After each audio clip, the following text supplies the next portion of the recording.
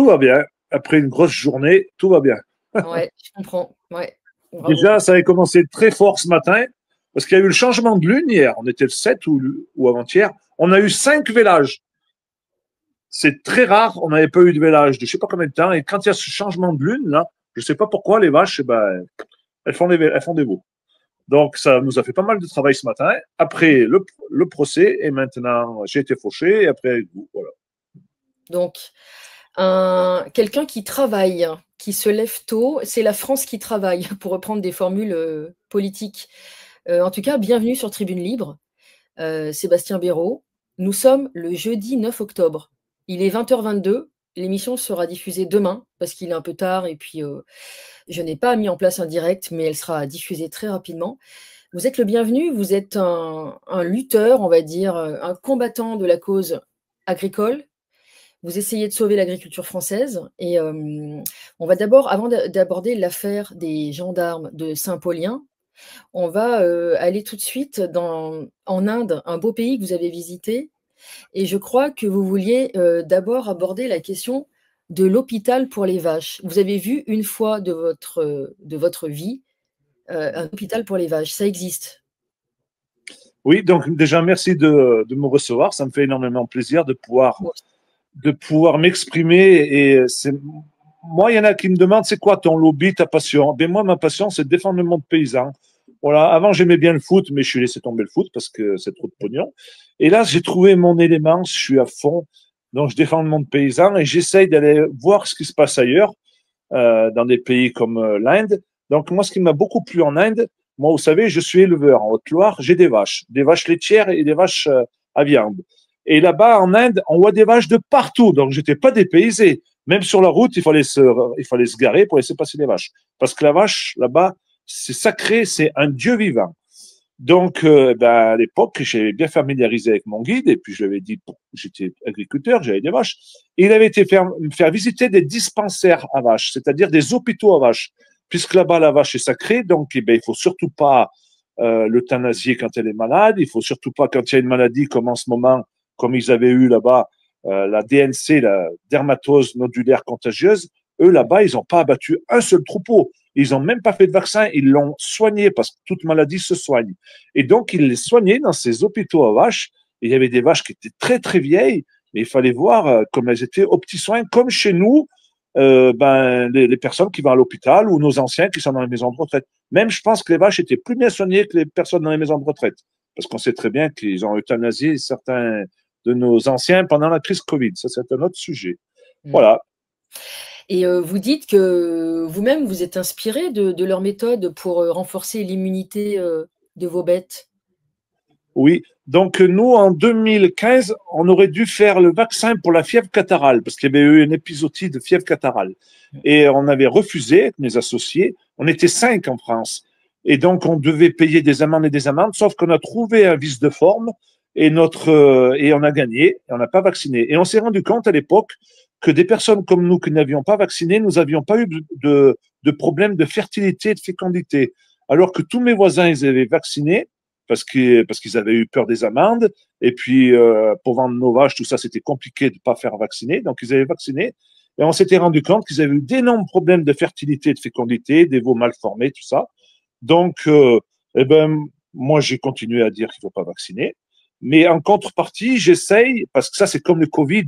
On ne peut pas dire que le Covid n'a pas existé. Mais les personnes qui étaient en pleine forme, voilà, on ne va pas ressortir tout ce qu'il fallait prendre, mais ceux qui avaient une bonne immunité avec beaucoup de vitamines A, B, C, eh bien, ils avaient plus de résistance et ils résistaient mieux à la maladie.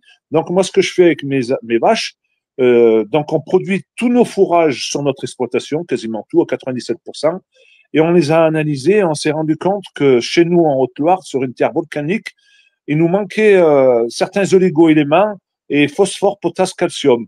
Donc, qu'est-ce qu'on fait? On en apporte 200 grammes par jour et par vache, tous les jours, pour qu'elles aient une bonne immunité. Et le jour où, comme cette année, ou l'année dernière, il y avait la fièvre catarrhale de nouveau, et cette année, cette fameuse nouvelle maladie avec des moustiques, parce qu'il faut savoir que maintenant, on a de plus en plus de moustiques, parce que vu que les gens Un jour, ils sont en Asie, le lendemain, ils sont en Afrique. Il y a beaucoup de vols, il y a beaucoup d'échanges, il y a beaucoup de soja qui viennent de l'étranger, beaucoup de graines qui viennent de l'étranger. Donc, ça nous apporte aussi bien des insectes que des nouvelles graines, des mauvaises graines.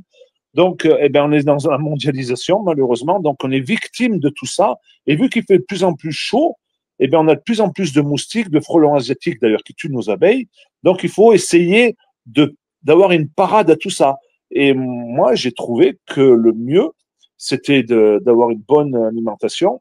Et surtout, l'année dernière, je me suis rendu compte que j'étais très proche d'éleveurs. C'était surtout les moutonniers qui avaient des problèmes de FCO. Et je m'étais rendu compte que nous, l'année dernière, en Haute-Loire, il faisait très chaud et très humide, parce qu'il pleuvait souvent, il faisait très chaud. Et les moutons qui étaient dehors, ils avaient attrapé très vite la FCO. Et parce que les moutons, quand il fait chaud, qu'il y a des zones humides, ils vont dans ces zones humides pour se rafraîchir. Et c'est là où se trouvent les insectes. Parce que les insectes, ils adorent la chaleur et l'humidité. Donc, j'avais dit à mon collègue, essaye de rentrer toutes tes brebis à l'intérieur, mais tu nettoies bien tout, tu sors tout le fumier, tout le lisier, que ce soit nickel dans la paille, pour plus qu'il y ait de moustiques, et tu crées des courants d'air. Et c'est ce qu'il avait fait. Et la FCO, eh ben, ça s'était très bien passé. D'ailleurs, il y a à peu près un mois de ça, quand j'étais allé faire une course au Puy-en-Velay, j'ai un agriculteur qui est venu vers moi, parce que moi, il y en a beaucoup qui viennent vers moi, mais moi, je les connais pas. Eux, ils me connaissent par rapport au réseau. Et il m'a dit, Sébastien, je tiens à te remercier, parce que grâce à toi, j'ai pas eu la FCO, parce que je t'ai écouté, j'ai vite rentré mes brebis à l'intérieur dans ma bergerie, j'ai créé des courants d'air pour pas que les moustiques rentrent, j'ai nettoyé ma bergerie, et du coup, j'ai pas eu la FCO, j'ai pas besoin de vacciner. Et bien, quand on vous dit ça, eh ben, c'est glorifiant, vous voyez. Des fois, bon, il y en a toujours qui me critiquent, il y en a qui peuvent dire que je suis un complotiste, je raconte des conneries, peu importe. Mais à un moment donné, quand vous faites des vidéos et que vous êtes bien suivi, eh ben, si vous êtes suivi, c'est que vous dites certaines vérités et qui servent. Moi, le but du jeu, si je peux appeler ça un jeu, c'est de rendre service aux agriculteurs, parce que il y a beaucoup de gens qui s'intéressent à moi. Par exemple, quand je suis monté en Belgique au mois de mars, j'ai eu la chance de connaître le directeur du CNRS, Jean-Marc Sabatier, et de faire une vidéo avec lui. Et lui, il m'a beaucoup appris, moi, je lui ai beaucoup appris. Et on a beaucoup discuté sur la vaccination ARN messager. Il m'a convaincu que les nouveaux vaccins, à l'avenir, d'ici 2030, ils seraient tous ARN messager. Et il m'a convaincu que cet ARN messager qu'on met dans les poulets, dans les vaches, dans les moutons, c'est de l'ARN messager auto-amplifiante qui se renouvelle et qui va se multiplier et qui va se retrouver dans l'alimentation, dans notre lait, que vous allez consommer, dans la viande, dans le foie gras. Et il m'a expliqué que c'était des vaccins qui coûtaient peu cher à produire et c'est pour ça que les laboratoires allaient le faire, parce qu'ils gagnaient beaucoup, beaucoup d'argent. Donc, quand vous mettez tout ça bout de ficelle par bout de ficelle, vous vous rendez compte que vous êtes quand même utile. Et puis, voilà, après, vous faites des recherches, vous voyez bien que mon discours il tient la route. Mais c'est sûr que celui qui m'écoute, il peut dire c'est un Uberlu, lui, c'est pas ce qu'il raconte, parce que des fois, il y a des choses qu'on a du mal à comprendre quand on arrive là. Parce que ceux qui regardent BFM TV toute leur vie, qui m'écoutent, ils doivent dire, mais lui, il a un pet au casque. Mais en attendant, il faut voir le résultat. Absolument, vous avez une chaîne TikTok extrêmement suivie et vous avez des retours positifs, des retours concrets, en fait, d'agriculteurs ou de gens qui appliquent vos conseils et ça donne des résultats favorables. Oui, puis l'année dernière, j'avais fait 2 rassemblements, parce que l'année dernière, j'ai eu plus de temps. J'avais fait 2 rassemblements en Haute-Loire sur 2 week-ends. On avait été quand même 300 personnes de toute la France. Parce que j'avais fait ça parce que l'année dernière, il y avait beaucoup, beaucoup de monde qui venait sur mon exploitation ou chez moi, et ça plaisait pas toujours à mes associés ou à ma femme, ce qui peut se comprendre. Et en plus, je perdais beaucoup de temps. Alors, j'avais dit, ben, on va faire des week-ends, comme ça, vous pourrez me voir, on pourra discuter. J'avais fait venir des intervenants, tout, c'était bien. Mais des fois, j'ai été victime un peu de mon succès. Mais tant mieux. Mais je suis pas là pour dire que je suis le meilleur, le plus beau. Du moment où je fais ça, c'est que je connais personne qui le fait.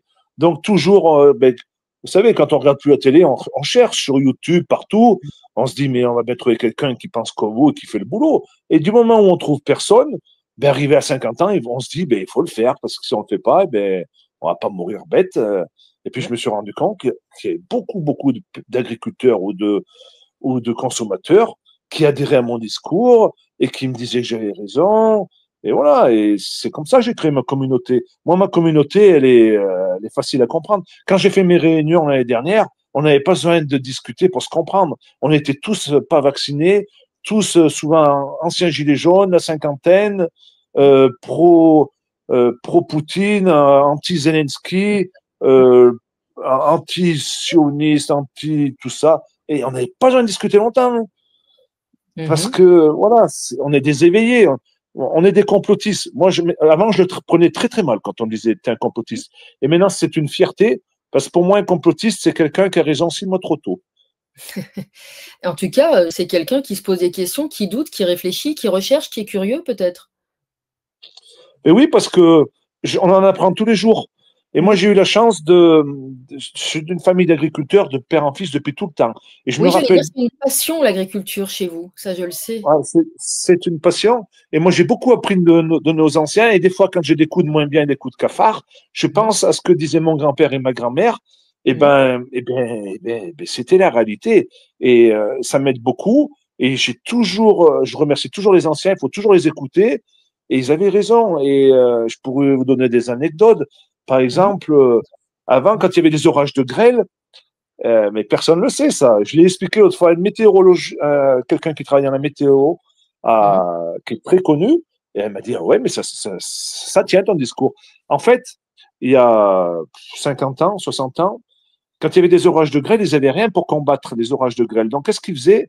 Il faut savoir que dans les campagnes, il y a une église tous les 3 kilomètres à peu près. Mmh. Nous, chez nous, c'est comme ça. Il y a un hameau, Saint-Paulien, Blanzac, Saint-Genès, Dissac, tous les 3 kilomètres. Et dès qu'il y avait un orage de grêle qui pointait le bout de son nez, eh bien, il faisait sonner les cloches de toutes ces églises en même temps, et ça créait des ondes de choc et ça allait casser des nuages. Vous imaginez? Mais oui, c'est Et c'est après, cohérent. Mmh. après, ça se faisait moins, et il y a à peu près 20 ans de ça, on avait des fusées à grêle. Donc, quand on nous dit qu'on ne peut pas modifier la météo, j'ai toutes les preuves qu'on peut la modifier. Donc, on était plusieurs villages dans ma commune où, quand Mmh. ça menaçait, on se donnait le mot d'ordre, on lançait une fusée qui partait dans le ciel et il y avait d'abord maintenant c'est interdit parce qu'ils trouvent que ça pollue. Mais il y avait un réactif qui modifiait les nuages. Et là où je veux en venir, c'est que ben, quand on est complotiste jusqu'au bout. Et je me rends bien compte que moi, en tant qu'agriculteur, quand je lève la tête, il se passe des choses qui ne sont pas catholiques.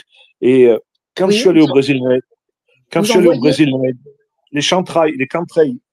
Mmh. Et donc l'année dernière, j'étais allé au Brésil avec ma femme et je regardais souvent le ciel. Ma femme me disait, pourquoi tu regardes le ciel? Je disais, t'inquiète, je regarde le ciel. Et il n'y en avait jamais là-bas.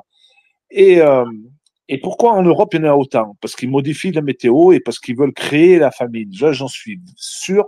Ils Mmh. modifient tellement le climat pour nous faire culpabiliser que c'est nous, nos vaches, qui pètent trop et qui rôdent trop, qu'on Mmh. crée le réchauffement climatique. Sauf que le vrai réchauffement climatique, c'est pas celui-là. On peut pas nier qu'il fasse plus chaud qu'avant parce que nous, on constate au niveau de l'agriculture, on fait du maïs à 1000 mètres d'altitude alors qu'on pouvait pas en faire avant. On arrive à Mmh. faire du tonsol alors qu'on pouvait pas en faire. Mais tout ça, c'est pas dû à l'activité humaine et à Oui, l'agriculture. c'était ma C'est question. plus dû au chantrail. C'est dû aussi aux ondes électromagnétiques. Un Mmh. jour, il faudra que vous invitiez mon copain Luc Offray, qui est très spécialisé là-dedans. Mais je l'ai Moi, je connais reçu, beaucoup. j'ai reçu Luc Ah, Offray, mais il y a un petit moment. mais Oui, vous oui, oui, l'avez. oui. Il est D'accord. très sympathique et très intéressant et il reviendra quand il veut.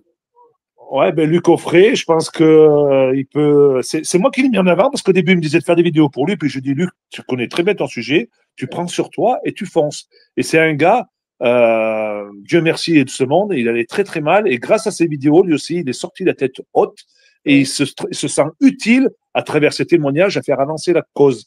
Mmh. Et donc, on sait très bien que dans les mers en profondeur, il y a beaucoup de câbles pour transporter l'énergie, tout ça. Il y a beaucoup de pertes et dans Mmh. l'eau, tout ça. Donc, il y a énormément d'ondes électromagnétiques et moi, je connais beaucoup d'éleveurs, dont un qui est pas loin de chez moi, qui a perdu tout son troupeau à cause d'une antenne 4G. C'était une 4G, les pommes. Ça fait Simplement une 4 ans. 4G.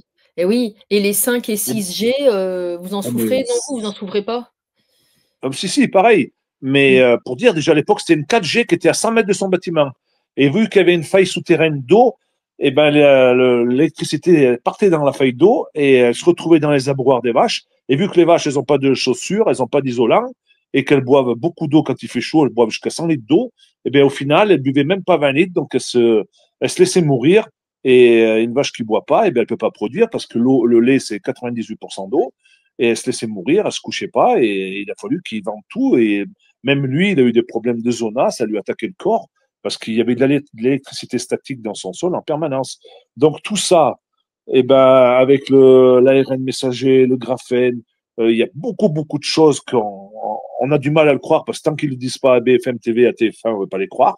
Mais moi, tout ce que je puisse vous dire, c'est quand on discute avec un gars comme Jean-Marc Sabatier, directeur du CNRS de recherche à Marseille, eh ben, on se dit qu'on a raison de dire tout ce qu'on dit et que c'est pas étonnant que lui aussi, ils lui en font voir toutes les couleurs et qu'il y a beaucoup de gens qu'on dit qu'ils se suicident alors qu'ils ne se suicident pas. Hein. Oui, oui, oui, tout à fait. Le vivant est fortement attaqué. Je l'ai Mm. reçu effectivement, le docteur Jean-Marc Sabatier, puisque j'étais à Castres en fait et il était à Castres et donc Et oui, moi j'aurais dû effectivement, y aller à Castres. J'ai pas pu y aller au dernier moment. hélas, oui, À je sais que mon... vous deviez venir, mais Mm. là, grâce à Paul, on se rencontre en tout cas par, visioconférence. Lui est inquiet pour, notre alimentation, notamment l'ARN messager dans l'alimentation qui ne Ah oui. disparaît pas comme ça en plus, même, une cuisson assez forte, n'est pas toujours Mm. suffisante en fait. Ouais. Donc vous, vous avez des remèdes pour, protéger vos bêtes, de tout ça ou? Ben, ce que je vous ai dit tout à l'heure, l'alimentation. Et Vous faites attention à une alimentation très saine et vous tracez l'alimentation, vous savez d'où elle vient en fait. voilà. Mais ben, elle vient essentiellement de nos champs où on Donc il y a pas met de moi, je suis pour défendre, je prône l'agriculture, la polyculture élevage. Ce qu'ils mmh faisaient tous nos anciens dans toute la France avant, c'est-à-dire qu'on avait des vaches ou des moutons, mh, et la vache et des moutons, ils font du fumier qu'on remettait au sol. Et tout ça, ça s'est perdu parce que c'était le productivisme, faire beaucoup de céréales, faire beaucoup de maïs pour l'exportation. Donc, c'était bien plus rentable que d'avoir des vaches, des chèvres ou des moutons. Donc, qu'est-ce mmh, qui est arrivé? Arrivaient les produits chimiques. Je suis pas là mmh, pour dire que j'en mets pas, mais j'essaye d'en mettre le minimum et d'utiliser d'abord tous mes fumiers de vaches. Celui qui n'a pas de vache, eh ben, au bout d'un moment, il n'a plus de culture s'il met rien. C'est comme ça. Il faut apporter. C'est comme si vous ne mangez pas, au bout d'un moment, eh ben, les vers de terre, ils ne peuvent plus vivre. Sauf que les produits chimiques, au bout d'un moment, ça les tue, les vers de terre. Donc, la meilleure agriculture en France, c'est ce que je défends. Demain matin, je serai ministre de l'Agriculture. Moi, je oblige, à travers les aides PAC, à remettre la polyculture élevage. On n'a pas besoin de faire entrer de l'agneau de Nouvelle-Zélande. On n'a qu'à inciter les agriculteurs à avoir des agneaux. On n'a pas besoin de faire entrer de la vache aux hormones d'Amérique et d'Amérique du Sud. On a tout ce qu'il faut en France. On a des centres d'allottement, on a tout, sauf que c'est pas rentable. Nos petits veaux de 3 semaines, ils partent en Italie, en Espagne, aller se faire engraisser aux hormones en Europe. Alors c'est strictement interdit. Alors il y a un problème. Il faut tout remettre à plat. Et bien sûr, moi, je vos suis bêtes ne mangent convaincu. que des choses qui sont, produites par vous, par vos cultures finalement, c'est du circuit très court. Voilà, ben nous, nos céréales, elles partent pour nourrir nos vaches. Nos vaches, elles mangent 3 kilos de céréales tous les jours. Elles mangent du foin et de luzerne, elles mangent du maïs, elles mangent de l'herbe, elles mangent tout ce qu'on produit sur l'exploitation. Et on est Mmh. sûr qu'au moins, il n'y a pas des OGM, il y a rien du tout ça. Et voilà, après, on avait des problèmes d'ondes électromagnétiques, mais nous, à un faible degré, on avait des rivières souterraines. On avait Mmh. fait passer un géobiologue quand on a fait notre bâtiment, et on arrivait à les neutraliser en mettant des gros menhirs nord-sud orientés comme il faut. Nous, ça a marché chez nous. Il y en a que ça marche pas. Nous, ça a marché, tant mieux. Après, voilà, il faut être inventif, il faut discuter. Et grâce au réseau, on arrive à trouver des gens formidables. À chaque problème, il y a sa solution. Il suffit juste de chercher. Donc vos vaches, elles ont de la chance d'avoir un maître complotiste finalement. Oui, mais moi, mes vaches, elles me le rendent. Je suis bien content. Hein. Et elles Regardez, ce vous matin, cinq vaches qui ont fait les veaux, la lune a changé hier. Eh ben, on a nos 5 petits veaux. Il n'y a rien de plus beau. Moi, j'ai pas peur de le dire. Je fais le plus beau métier au monde. Il n'y a pas un autre métier qui est mieux que l'agriculture. Sauf qu'on n'en vit pas. À 3 euros de l'heure, on peut pas vivre l'agriculture. mmh. C'est très, très compliqué. Moi, heureusement que ma femme, elle travaille à côté. Et on peut pas investir. On vit on vit pas grand chose. Je vous ai dit que j'étais parti, mais je pars très rarement. Cette année, j'ai pas pris de vacances. Les week-ends, on est toujours derrière qu'une de nos vaches. On travaille 90 heures par semaine. Mais voilà, on aime notre métier parce qu'il n'y a rien de plus beau que d'inséminer une vache pour faire naître un veau, de semer des prairies, de semer des céréales pour récolter, pour nourrir nos vaches. Puis nos vaches, elles nous le rendent bien, nous produisent du bon lait. Voilà, des jolis veaux. C'est beau, la nature. Regardez, cet après-midi, eh ben, on en parlera tout à l'heure, mais Oui. avec François D'Angléan, il me dit, mais je vais aller faire un tour sur ton exploitation, vu qu'ils nous veulent pas au tribunal, on est parti, il est venu faire un tour d'exploitation, mais il était heureux, il était émerveillé de notre belle campagne, de mes vaches. Je lui ai fait voir mes 5 petits veaux qui étaient nés ce matin. Mmh. Voilà. C'est un sacerdoce, finalement. C'est vraiment une vocation, pleine et ça vous Ben, libère pas de temps, effectivement. paysan, c'est comme curé, c'est une vocation. Il faut le faire à fond, il faut le faire par passion. Voilà.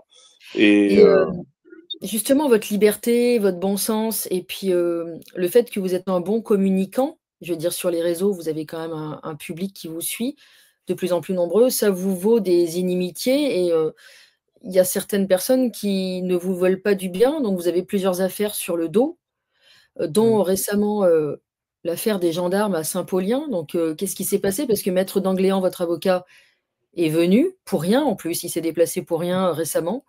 Merci à lui. Mais qu'est-ce qui se passe? On veut vous faire taire?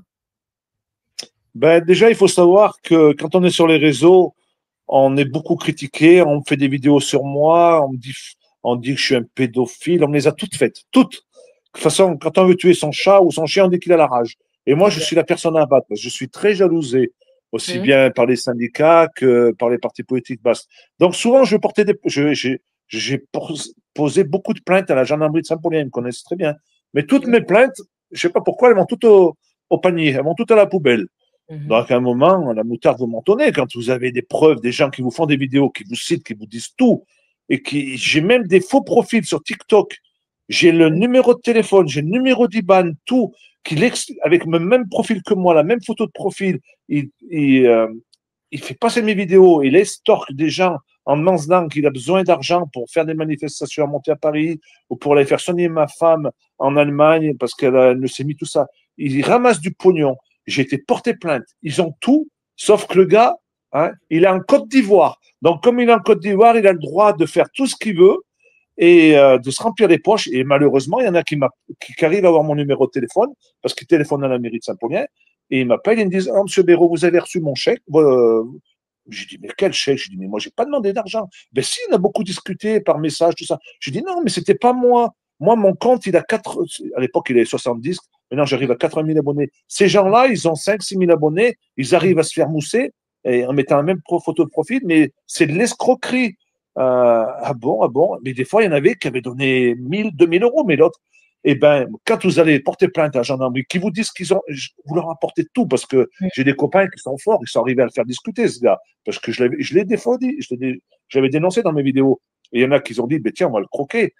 Eh ben, les gendarmes qui vous disent, oh, c'est classé sans suite, c'est mis au panier parce qu'il est en Côte d'Ivoire, ça vaut pas le coup, c'est pas une grosse escroquerie. Et puis, vu que c'est Sébastien Béraud en face, voilà, même que Sébastien Béraud, ils sont mal vus parce que ça me fait mal valoir, ça, en attendant, parce qu'il y en a qui croient que c'est moi, que j'escroque, alors que c'est pas moi. Bah, c'est Donc, qu'est-ce qui l'occasion s'est de passé au prévenir mois les de... gens. Vous ne faites pas ce genre de choses. Ce sont des brouteurs, qui utilisent votre image. Voilà, des brouteurs. Mais comme la chaîne YouTube, il y a une chaîne YouTube à mon nom, elle ne m'appartient pas, cette chaîne. C'est quelqu'un qui reprend toutes mes vidéos sur TikTok, personne ne le sait, ça. Ben, vous le saurez, il reprend mes vidéos sur TikTok, je fais une vidéo là, instantanément, il la met sur YouTube, ben, la vidéo sur les gendarmes que j'avais fait au mois de juin, elle a fait 200 000 vues. Et je pense que c'est un gars, il a 27 000 abonnés, qui fait beaucoup de vues, et ben, il gagne bien Ah, sa vie c'est sur pas mon vous? dos. Eh non, D'accord. c'est pas moi. La chaîne avec Mais ça, 27 000 abonnés, c'est pas je vous? l'ai dit aux gendarmes, je dis, il faut faire quoi? Je dis, c'est quand même une escroquerie en bande organisée, usurpation d'identité. Oh, on peut rien faire, on peut rien faire. Moi, quand c'est moi, on peut rien faire. Bien sûr. C'est incroyable. C'est Moi, une toutes absence mes de plaintes, volonté politique et ben judiciaire. oui, voilà, donc D'accord. ça m'énerve, moi, ça. Alors, Je qu'est-ce qui comprends. s'est passé le 6 juin Oui, à 2025? Saint-Paulien, bien sûr. Donc, à Saint-Paulien, on est la plaque tournante du département, parce qu'on est au centre de la Haute-Loire, et puis on a un sénateur, Laurent Duplomb, qui a créé la loi Duplomb. On va dire un petit sénateur véreux. Il ne faut pas trop que je le dise parce qu'il a porté plainte. Ah oui. Donc, il réunit une fois par an les maires de Haute-Loire, tous les politiques de la Haute-Loire, ils appellent ça le salon des maires. Donc, c'est Mmh la mode, ils réunissent ça à Saint-Paulien, à un mh. Mmh. kilomètre de mes bâtiments. Donc, tous ces braves cravatés, ils arrivent devant la grande halle et ils se garent comme ils peuvent au bord de la route, là où ils se trouvent. Alors que moi, il faut savoir que j'étais conseiller municipal. J'ai démissionné il y a 6 mois parce que je ne pouvais plus supporter les malfaçons de Laurent Duplomb, qui Mmh. jamais j'avais le droit d'être aux appels d'offres. Donc, quand vous n'avez pas le droit d'être aux appels d'offres, vous pouvez suggérer qu'il y a des malfaçons et qu'il y a des rétrocommissions. Mmh. Basta. Ça encore, j'ai eu une plainte, donc je me suis expliqué là-dessus. Donc, j'ai démissionné. Et quand j'étais au conseil municipal, on a fait une place de 1 hectare quand même, 10 000 mètres carrés de stationnement. Eh ben, vous pouvez regarder ma vidéo qui a fait 200 000 vues sur YouTube. J'ai filmé que je pouvais pas passer avec mon tracteur. J'étais en voiture, j'avais été voir si je pouvais passer avec mon tracteur et ma remorque. J'ai filmé que je pouvais pas passer. C'était tout des voitures d'élus, que aucun élu n'accepterait que leurs propres citoyens soient mal garés dans leur ville parce qu'ils leur mettraient des amendes et ils auraient bien raison. Donc, les élus, parce qu'ils sont élus, je ne sais rien pourquoi, ils étaient tous mal garés, donc je ne pouvais pas passer. Donc, qu'est-ce que j'ai fait? J'ai fait une vidéo en direct, TikTok, j'ai filmé, sauf qu'au bout du chemin, il y avait les gendarmes. Il n'y en avait pas qu'un, il y en avait beaucoup parce qu'il y avait l'avenue de la ministre de la Ruralité. Ça, c'était le matin à 10 heures. L'avenue de la ministre était pour midi. Donc, il y avait beaucoup de forces de l'ordre pour faire le maintien de l'ordre public. Je précise bien, le maintien de l'ordre public. Donc, ils n'étaient pas là pour faire garer les maires sur le parking ou, au cas échéant, mettre des amendes. Ils n'étaient pas là pour faire ça. Par contre, moi, qu'est-ce qui s'est passé? Ben, quand je suis passé en face d'eux, j'ai pas posé mon portable, j'ai continué de filmer. J'expliquais, je disais, regardez, il y a des gendarmes de partout, ils font pas leur travail, ils n'ont pas pu mettre des amendes, ils n'ont pas pu faire garer les voitures. Qu'est-ce qui s'est passé? Bon, ils n'ont pas pris la Subaru, ils ont pris la, je sais pas quoi, là, comme voiture. Ils m'ont couru après. Et moi, le bâtiment, comme je vous l'ai dit, il a 1 kilomètre. Donc, je montais tranquille avec ma voiture. Tout à coup, j'ai vu dans les rétroviseurs les sirènes et les gyrophares. J'ai dit, mais qu'est-ce que t'as fait? Mais t'es un vrai délinquant cette fois-ci. Ils sont klaxonnés, il m'a fallu que je m'arrête. Je me suis arrêté juste avant d'arriver au bâtiment. Et donc, vous pourrez voir la vidéo. Ils commencent à me parler de haut, que c'est une honte que j'ai pas à filmer sur la voie publique. J'ai dit, mais de toute façon, sur la voie publique, elle est tellement engorgée que j'étais tout seul à filmer. Je risquais pas d'accidenter quelqu'un. J'ai dit, OK, je reconnais que j'étais téléphone au volant. Mettez-moi l'amende, mettez-moi les points. Et puis, on redescend en bas. Là-bas, on va refilmer avec vous. Et vous allez mettre des amendes à toutes les voitures qui sont mal garées. Donc, au début, il commençait à mal me parler et il voulait pas que je descende de la voiture. Donc, dès que je me suis mis à les filmer, après, ils ont changé de ton. Donc, après, ça s'est expliqué. Donc, je suis redescendu là-bas, j'ai refilmé après, j'ai posé ma voiture, j'ai refilmé sans ma voiture. Et dans ma vidéo, on voit bien que le parking est vide, que les voitures sont toutes mal garées. Donc, j'ai dit que c'était un scandale, je m'étais énervé, je ne pouvais pas passer en tracteur. En plus, ce jour-là, j'ai beaucoup de travail. Basta. Après, je suis remonté à mon bâtiment. À midi et demi, à 1h30, mon fils qui m'appelle, il me dit c'est un scandale, je peux pas passer devant le bâtiment parce qu'il était allé manger chez lui, il fallait qu'il passe devant le bâtiment. Et il s'est retrouvé devant le bâtiment à 1h30 avec 4 gendarmes en treillis, avec une mitraillette chacun. C'est du grand délire. Ils l'ont arrêté. Bon, mais ils ne savaient pas que c'était mon fils. Ils l'ont arrêté parce qu'il y avait à ce moment-là, à 1h30, il y avait la ministre qui était sur le point de partir. Donc, il fallait absolument qu'il n'y ait aucune voiture qui passe. Et lui, il a dit, mais moi, il faut que je passe pour aller à mon bâtiment qui est juste derrière. On a une vache qui est en train de faire le veau. Et il y a une gendarmette qui lui a dit, on n'a rien à foutre de votre vache. Donc, déjà, ça se dit pas. Basta. Mon fils, il a fait demi-tour. Il est venu me le dire. Il m'a dit, qu'est-ce qu'ils sont cons, ces flics là-bas? Il m'a dit, t'as un peu bien fait de faire une vidéo. Donc, moi, comme un con, comme un con, j'ai pris ma voiture et je suis reparti là-bas, à la halle, là où il y avait les gens, là où il y avait tous les maires. Et je suis tombé sur le président des maires de Haute-Loire, un ancien agriculteur que j'avais fait la grève du lait avec lui en 2009, donc un ancien copain. Et je lui ai expliqué ce qui m'était arrivé. Il m'a dit, mais on le sait, ça a fait le buzz sur les réseaux. Même le chef de la gendarmerie de Puy-en-Velay te soutient. Je dis, bon. Il me dit, oui, oui, il est un peu plus loin. Donc, il l'a appelé. Donc, le second de la gendarmerie de Haute-Loire, il vient vers moi. Donc, je commence à lui expliquer. Il me dit, mais vous n'avez pas besoin d'expliquer, monsieur Béraud, je suis au courant. On a vu votre vidéo. Et vous avez tout à fait raison. Mais mes gars, ils ont fait excès de zèle. Je dis, oulala, ça, c'est intéressant. Pour une fois qu'il y a un chef qui dit ça. Donc, il les appelle au téléphone. Il leur dit, venez enlever ces voitures pour que M. Béraud puisse passer avec son tracteur. Je ne sais pas où c'est qu'ils étaient. Ils sont arrivés à la course. Et quand ils ont vu que j'étais là et que je les avais filmés le matin, ils ont fait profil bas, ils ont baissé la tête. Donc, ils ont été enlever les voitures. Ils ont relevé les plaques pour faire enlever les voitures. Sauf que, ben, moi, après le soir, je me suis un peu lâché. J'ai fait une autre vidéo en disant que je comprends pas, moi, qu'on soit dans un pays où les forces de l'ordre, elles sont plantées au milieu d'une route et qu'elles peuvent pas faire le travail. Par contre, pour me courir après, ils savent bien le faire. Donc, j'ai expliqué que leur supérieur avait dit qu'ils avaient fait excès de zèle, tout ça. Donc, j'ai dit que c'était un peu comme dans les années 80, il y a 80 ans, quand les gendarmes, ils balançaient certains juifs, qu'aujourd'hui, on était le retour en arrière, parce que dès qu'il y a quelqu'un qui est pas qui est dans leur collimateur, ils sont prêts à faire n'importe quoi. Donc, j'ai été un peu fort, j'avoue. Je les ai traités de SS et de Gestapo, c'était la Gestapo, tout ça. Donc, ils ont porté plainte contre moi. Donc, j'ai fait 9 heures de garde à vue pour ça. Donc, ben aujourd'hui, j'étais en procès cet après-midi. Maître Dangléan, l'avocat parisien, est venu. Et 14h05, on m'appelle. Déjà avant, ils disent qu'il y aura des procès qui vont être annulés parce qu'ils sont en surcharge de travail. Mais comme par hasard, c'est tombé sur moi avec mon avocat qui venait de Paris, alors que les autres, je pense que c'était des avocats du Puy, ils auraient plutôt dû annuler ceux qui étaient du Puy que ceux de Paris. Donc, ça les a pas dérangés. Alors que ma partie adverse, ceux qui ont porté plainte contre moi, les gendarmes, n'étaient pas là.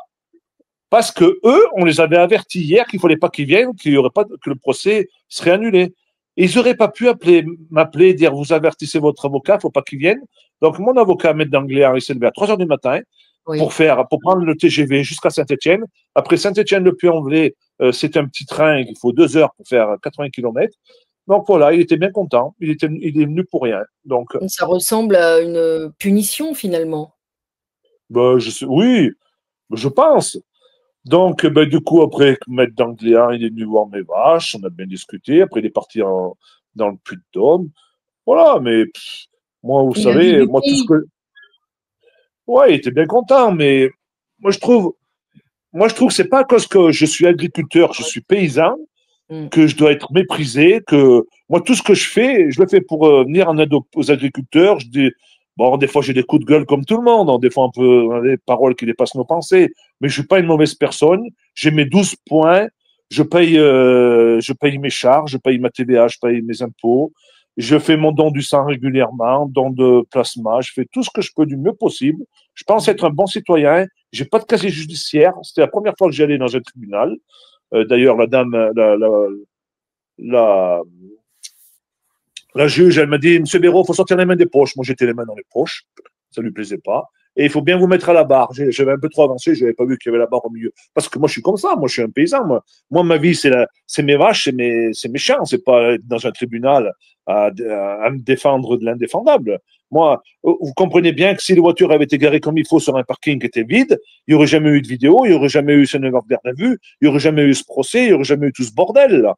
En attendant, moi, ça me coûte, et puis ça me coûte du temps, et surtout du temps aux gendarmes. Parce que les gendarmes qui m'ont auditionné, ils avaient l'impression de perdre leur temps avec moi. Parce que je suis quand même bien apprécié. Mais voilà, il y a des jeunes gendarmes mais qui veulent monter en grade, donc ils font d'excès de zèle. Et ben, je trouve que c'est triste parce qu'il valait bien mieux avoir affaire aux anciens gendarmes qui savaient bien travailler avec le monde paysan, parce que le monde paysan, on est du terroir, on est du territoire. D'ailleurs, à ce titre-là, je veux bien rajouter que dans ma commune, j'ai aucun problème avec les gendarmes, sauf avec ces deux. Je les ai appelés cow-boys. Je les ai appelés les cow-boys de Saint-Paulien. Parce que souvent, il y a des vaches qui sont des fois en divagation dans ma commune, et ben, ils m'appellent pour savoir quelles sont, puisque moi, je connais toutes les vaches du coin. Et moi, je donne le numéro de portable. Donc, j'ai aucun problème avec la gendarmerie. D'ailleurs, j'ai même mon meilleur ami de Marseille, ancien policier. Il est président de l'association Défense Gendarme Police. Et l'autre fois, quand j'ai été de nouveau, parce que j'ai de nouveau été mis en audition, non, c'était en audition libre il y a 15 jours par rapport à Duplon, celui qui a pendu la loi Duplon. Et ben, je leur l'ai porté, là, ce document. Ils l'ont lu, ils m'ont dit, ouais, mais c'est super, ça. Et donc, j'aurais dit, vous voyez bien, moi, mon meilleur ami, il est président de cette association, donc j'ai pas de problème avec les gendarmes. C'est plutôt vous qui en avez avec moi. Parce que quand je porte plainte, bon, mes plaintes, elles vont au panier. Et moi, dès que je dis quelque chose de travers, hop, on m'attaque. Qu'est-ce que vous reprochez à la loi Duplon, justement? Parlons-en, cette loi. Ben déjà, Laurent Duplon, je le connais très très bien puisque c'est moi qui l'ai accueilli, c'était mon voisin, en 1990. Il était venu en tant que simple stagiaire chez ma voisine, puis après, il est arrivé ce qui devait arriver. Donc, ils se sont mariés. Il est venu là pour gendre. Donc, il connaissait absolument rien à l'agriculture puisqu'il était vers Saint-Étienne, là-bas, rive de Gier. Donc, il habitait, c'était un fils d'ouvrier qui habitait dans les HLM et il connaissait absolument rien à l'agriculture. Donc, moi, je lui ai tout appris. Et c'est moi, j'ai créé le CCJA à Saint-Paulien en 1996, donc je l'ai fait venir au CNJA. Le CNJA, c'est la branche jeune agriculteur de la FNSEA. Mais il y a 30 ans de ça, on avait plus d'indépendance avec la FNSEA. Et vu que la FNSEA aujourd'hui, ils sont en perte de régime, ils se sont rassociés avec les JA. Et donc, moi, en créant ça dans ma commune, dans mon canton, j'ai fait monter du plomb. Et je l'ai fait monter après la Chambre d'agriculture, aux jeunes agriculteurs, Chambre d'agriculture Sodial. Et en même temps, je vais faire une vidéo un jour où je vais tout expliquer. Il m'a baisé la gueule parce que je devais rentrer au conseil municipal en 2002. Il m'a fait une escroquerie pour que je rentre pas et que je mette lui à la place. Donc, il est rentré conseiller municipal à Saint-Paulien, adjoint et maire. Et en étant maire, il s'est fait connaître, il est devenu grand copain avec Wauquiez, et il arrivait pas à gagner la députation, parce qu'en 2007, il y avait eu une grande fête de l'élevage en Haute-Loire, il y avait Sarkozy qui était venu, juste avant qu'il se présente président, et Laurent Duplan, il s'était pris en photo, il avait voyagé dans cette grande fête qui avait attiré 120 000 personnes, il s'était mis l'UMP dans sa poche, puis c'est un gars de droite, maintenant il est LR, et il s'était présenté en candidat libre de droite contre un ancien député de Haute-Loire qu'il a perdu contre. Donc après, il a vu qu'il n'y arriverait pas au niveau de la députation. Il y allait au niveau des sénateurs. Et les sénateurs, c'est très facile parce que c'est les grands électeurs qui vous élisent. Et du moment en Haute-Loire, vous êtes copain avec Wauquiez, c'est un département de droite, donc vous avez toutes les chances de devenir sénateur. Donc, qu'est-ce qu'est Laurent Duplan? Donc, il est devenu sénateur. Il y a 3 ans de ça, parce qu'après, j'étais son meilleur copain, puisqu'on devait réunir nos 2 exploitations en commun en 2000. Je me suis installé agriculteur en 1996 et lui en 1994. Donc, en 2000, on devait mettre nos 2 exploitations en commun. Dieu merci, mon père est plus de ce monde, il a tout fait pour pas que ça se fasse, il avait raison. Donc, à l'époque, il voulait que je fasse l'agriculteur et que lui soit député ou soit conseiller général, président du conseil général à l'époque. Ça, c'est il y a 25 ans en arrière. Et donc, j'ai compris, je pourrais en lire sur lui pas mal. Donc, j'ai commencé de balancer sur lui, sauf qu'il a porté plainte contre moi, basta. Donc, la loi Duplan, lui, c'est l'agroalimentaire, c'est l'agro-industrie, c'est la FNSEA, c'est tout puissant. Lui, il est à fond pour la méthanisation que je dénonce, parce que moi, je trouve ça absurde que de faire des lagunes. Lui, il a fait une lagune pour irriguer du maïs qu'il va mettre dans une cocotte minute pour faire du biogaz. Pour moi, le maïs, c'est pour donner aux vaches ou pour donner aux humains, c'est pas fait pour faire du biogaz. Donc, on a un gros divergent là-dessus. Et lui, il est à fond productivité, produire pour exporter. Moi, je suis plutôt pour qu'on produise ce que les Français ont besoin et qu'on arrête d'importer. Je suis contre les accords de libre-échange, je suis pour le Frexit. Lui, c'est un ultra-libéral. Donc, on n'a rien en commun alors qu'on était les 2 meilleurs amis du monde. D'ailleurs, j'ai même une anecdote, parce que moi, dans les années 90-2000, je faisais des réveillons entre jeunes agriculteurs pour le réveillon de Noël. Un jour, lui, il s'est pointé le jour du réveillon avec sa femme et il s'est invité. Et puisqu'on était quand même assez copains, il s'est invité. Je me rappelle, il avait même amené une ferme pour mon gamin, puisqu'il était petit. Et donc, on était super copains. Mais sauf qu'au fil du temps, moi, je me suis éveillé, je me suis rendu compte que la FNSEA, c'était pas le top. J'ai organisé la grève du lait en 2008. J'ai beaucoup œuvré contre la FNSEA. Donc, vu que lui, il y était, ça pouvait pas faire. Donc, un jour, on s'est chauffé vraiment et on s'est pas mis sur le coin de la gueule, mais limite. Et après, j'ai eu beaucoup de soucis avec lui parce qu'il m'a fait toutes les misères du monde. Parce que quand vous êtes député, quand vous êtes sénateur, que vous êtes à la Chambre d'agriculture, c'est facile à mettre votre ancien collègue et votre pire ennemi à défaut. Donc, c'est ce qui s'est passé. Donc, est arrivée cette fameuse loi Duplan que j'ai beaucoup critiquée à juste titre, puisque cette loi Duplan ne va pas sauver un agriculteur de Haute-Loire ni un éleveur de France, puisqu'il n'y a aucune notion de prix, de rentabilité et de coût de production.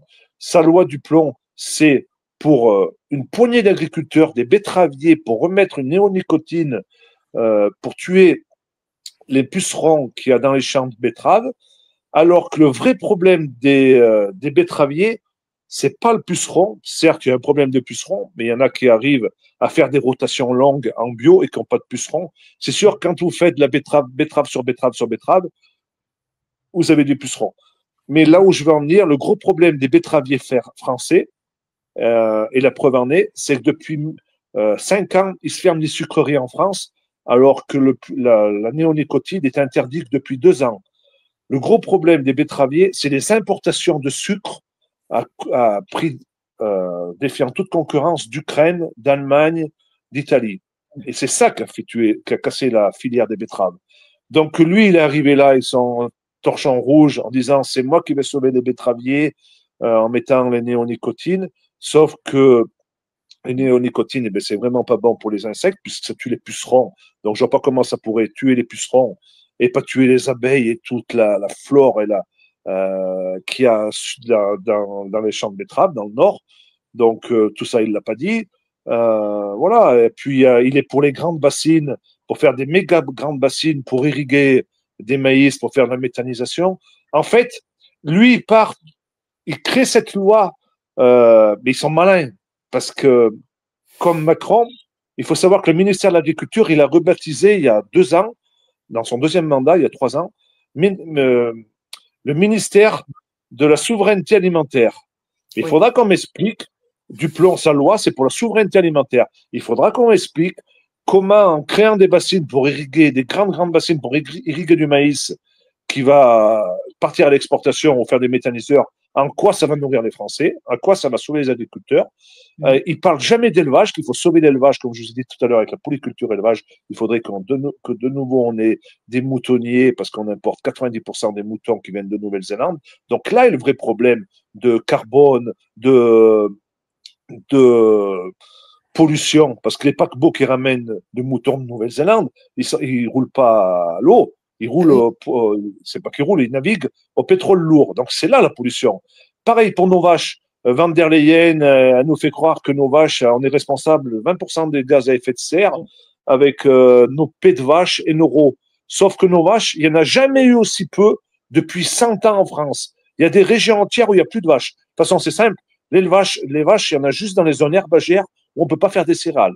Donc, quand il n'y a que de l'herbe et que c'est pentu, vous pouvez prendre le Massif central, vous pouvez prendre la Haute-Savoie, les Pyrénées, c'est là où il y a des vaches, parce qu'ils ne peuvent pas faire du maïs ou des céréales qui sont bien mieux rémunérateurs et surtout bien moins de travail. Parce qu'une vache, il faut la traire matin et soir, il faut la nourrir, il faut s'en occuper, il faut se lever la nuit pour tirer des veaux. Alors que quand vous faites des céréales, c'est super, hein, parce que vous travaillez 3 mois par an. J'ai rien pour mes collègues céréaliers. À un moment donné, il faut mettre l'église au centre du village. Donc tout ça, c'est de la foutaise, cette loi. C'est juste pour consommer plus de produits chimiques, parce que M. Duplon, en étant au Sénat, eh ben, on sait très bien comment ça se passe avec les lobbies. On sait très bien que il l'a dit que c'était le lobby de la FNSEA. On sait très bien que la FNSEA, ils n'en ont rien à foutre des paysans français, puisque le président Rousseau de la FNSEA est président du groupe Avril, où où ça réunit toutes les coopératives de France, où passe toute la marchandise des importations. Donc, il gagne autant d'argent en faisant venir de la viande de Nouvelle-Zélande, de partout, du Mercosur, du Brésil, que par ses propres producteurs. Et c'est même mieux pour lui, puisque les producteurs, s'ils font plus de viande en France, ils vont faire des biocarburants, c'est-à-dire du soja, du colza, du tournesol, pour mettre dans les moteurs. Là aussi, c'est un scandale. Il y a 80% de l'alimentation qui est importée, et les paysans français, maintenant, ils produisent des biocarburants, ils produisent de la méthanisation, du biogaz, de l'électricité, des champs d'éoliennes, des champs de panneaux photovoltaïques, je vous en passe des meilleurs, parce que ça, c'est l'Europe qui nous impose qu'on ait 30% d'électricité dite verte. Déjà, il faudra qu'on m'explique l'électricité verte faite à partir des produits chimiques, où c'est qu'elle est verte, elle n'est pas verte. Moi, je prône qu'on fasse comme ils font au Brésil, des centrales hydroélectriques sur la Loire, sur le Rhône, partout. Au Brésil, ils ont un barrage, ils alimentent tout le Brésil et l'Uruguay avec un seul barrage. Pourquoi nous, en France? Parce que c'est les lobbyistes qui sont là derrière, parce qu'il faut utiliser beaucoup de produits chimiques, parce que Monsanto et Bayer, les Allemands, ils sont là derrière. L'Europe, en fait, on n'a jamais perdu la guerre contre les Allemands, c'est les Allemands qui ont gagné, parce que toutes les commissions européennes, Van der Leyen et tous ses prédécesseurs, ils sont allemands. Toutes les plus grandes commissions européennes, elles sont gérées par les Allemands. Donc, si je dis des conneries, mais qu'on me dénonce le contraire, les Allemands, on sait pourquoi ils veulent ça, parce qu'ils veulent être les maîtres de l'Europe, comme ils ont toujours voulu. En fait, je crois bien qu'on est en guerre depuis 45, elle n'a jamais été finie, et on est sous 4e Reich. Et malheureusement, quand vous dites ça, eh bien, vous êtes répréhensible par la loi, et c'est pour ça que j'ai des procès. Sauf que, comme on prouve le contraire, parce qu'avant de rentrer dans cette Europe satanique, eh bien, l'agriculture française, c'était la première agriculture européenne et la deuxième mondiale. Aujourd'hui, on en est à faire venir tous nos fruits et légumes d'Espagne ou du Maroc. Celui qui peut me dire le contraire, eh ben, tant mieux. Et je sais de source sûre qu'il y a 70% de nos tomates, de nos légumes, de notre arboriculture qui viennent de l'étranger. On a tué la filière. Pareil pour le mouton. Maintenant, c'est les vaches qui sont attaquées. Il ne faut plus de vaches en France parce que ça pète trop. Donc, cette année, on a les moustiques, la DNC. L'année dernière, c'était la fièvre catarrhale. Il y a 3 ans de ça, c'était autre chose. Toutes les années, il y a quelque chose. Donc, quand je vois qu'ils sont capables de modifier le climat, je vous en ai apporté la preuve tout à l'heure, il faudra qu'on m'explique s'ils ne sont pas capables de nous balancer des moustiques qui vont nous créer des maladies. Bon, je vais peut-être un peu loin, mais créer des maladies, ça veut dire qu'il faut faire des abattages totaux. Et quand il y a 3 ou 4 ans de ça, Van der Leyen et toute sa mafia de l'Europe, ils nous ont dit qu'il fallait supprimer 30% de l'élevage français et européen parce qu'elle était victime, cet élevage, de 20% de gaz à effet de serre. C'est quand même gros quand on voit ce qui s'est passé avec le Covid. Moi, je me dis que tout est organisé, tout est sous nos yeux, sauf que tout ce que je vous dis, eh ben, vos auditeurs, ils vont peut-être me prendre pour un fou, c'est pas un problème. Tout ce que je dis, jamais vous l'entendrez sur BFM TV ou TF1. Moi, ce que je dis, c'est que je l'ai bien réfléchi. Je vis avec du vivant, avec des vaches, avec de la terre. Je vois bien le changement qui se passe et je vois bien qu'il y a beaucoup de choses qui font qu'ils veulent plus de paysans qui vous produisent des biens de consommation. Ils veulent qu'on vous produise de l'électricité pour charger votre voiture ou charger votre portable. Sauf qu'à ce rythme-là, moi, on m'enlèvera pas de la tête qu'un jour ou l'autre, il y aura la famine en France. Parce que pour le moment, c'est facile de faire des accords de libre-échange parce qu'on a quelques voitures encore à brader. Je pense qu'on va pas les avoir bien longtemps au prix où on les vend. Parce que pour avoir été au Brésil l'année dernière, pour comprendre le Mercosur, Oui, j'ai bien compris oui, c'était ma question. C'est le Brésil, vous y êtes allé physiquement, en fait. j'y suis allé physiquement pour comprendre les accords du Mercosur. Donc, j'ai été voir un agriculteur lambda qui faisait. Parce que là-bas, ils sont dans un climat tempéré, comme en Inde. C'est-à-dire qu'ils gèlent jamais. Donc, nous, en France, on a du mal à faire, du moins en Haute-Loire, à faire une culture par an. Parce que soit il fait trop sec, soit il pleut trop. Voilà. Là-bas, ils gèlent jamais, donc ils font 3 cultures par an dans le même champ. Vous imaginez 3 fois plus de récoltes. Donc, la rotation là-bas, c'est un blé, maïs, soja. Donc, j'ai été discuter avec cet agriculteur. Il m'a dit qu'il labourait jamais, eux. Il passait du glyphosate, c'est-à-dire du Roundup, à raison de 5 litres hectares, entre chaque culture pour avoir un sol toujours propre. Sauf que c'est un sol qui est brûlé. Donc, en contrepartie, il faut qu'ils apportent beaucoup d'engrais. Pour le moment, ça marche, parce que sur ces sols, il y avait de la forêt avant, la forêt amazonienne.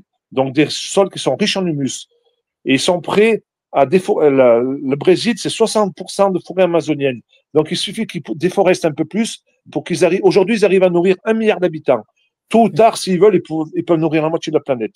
Ils en sont conscients. Sauf que les agriculteurs là-bas, eh ben, ils gagnent pas plus que ça parce qu'au-dessus d'eux, eh bien, il y a des grosses coopératives, il y a des gros lobbies qui rachètent le soja chez eux, qui vont le revendre en Europe.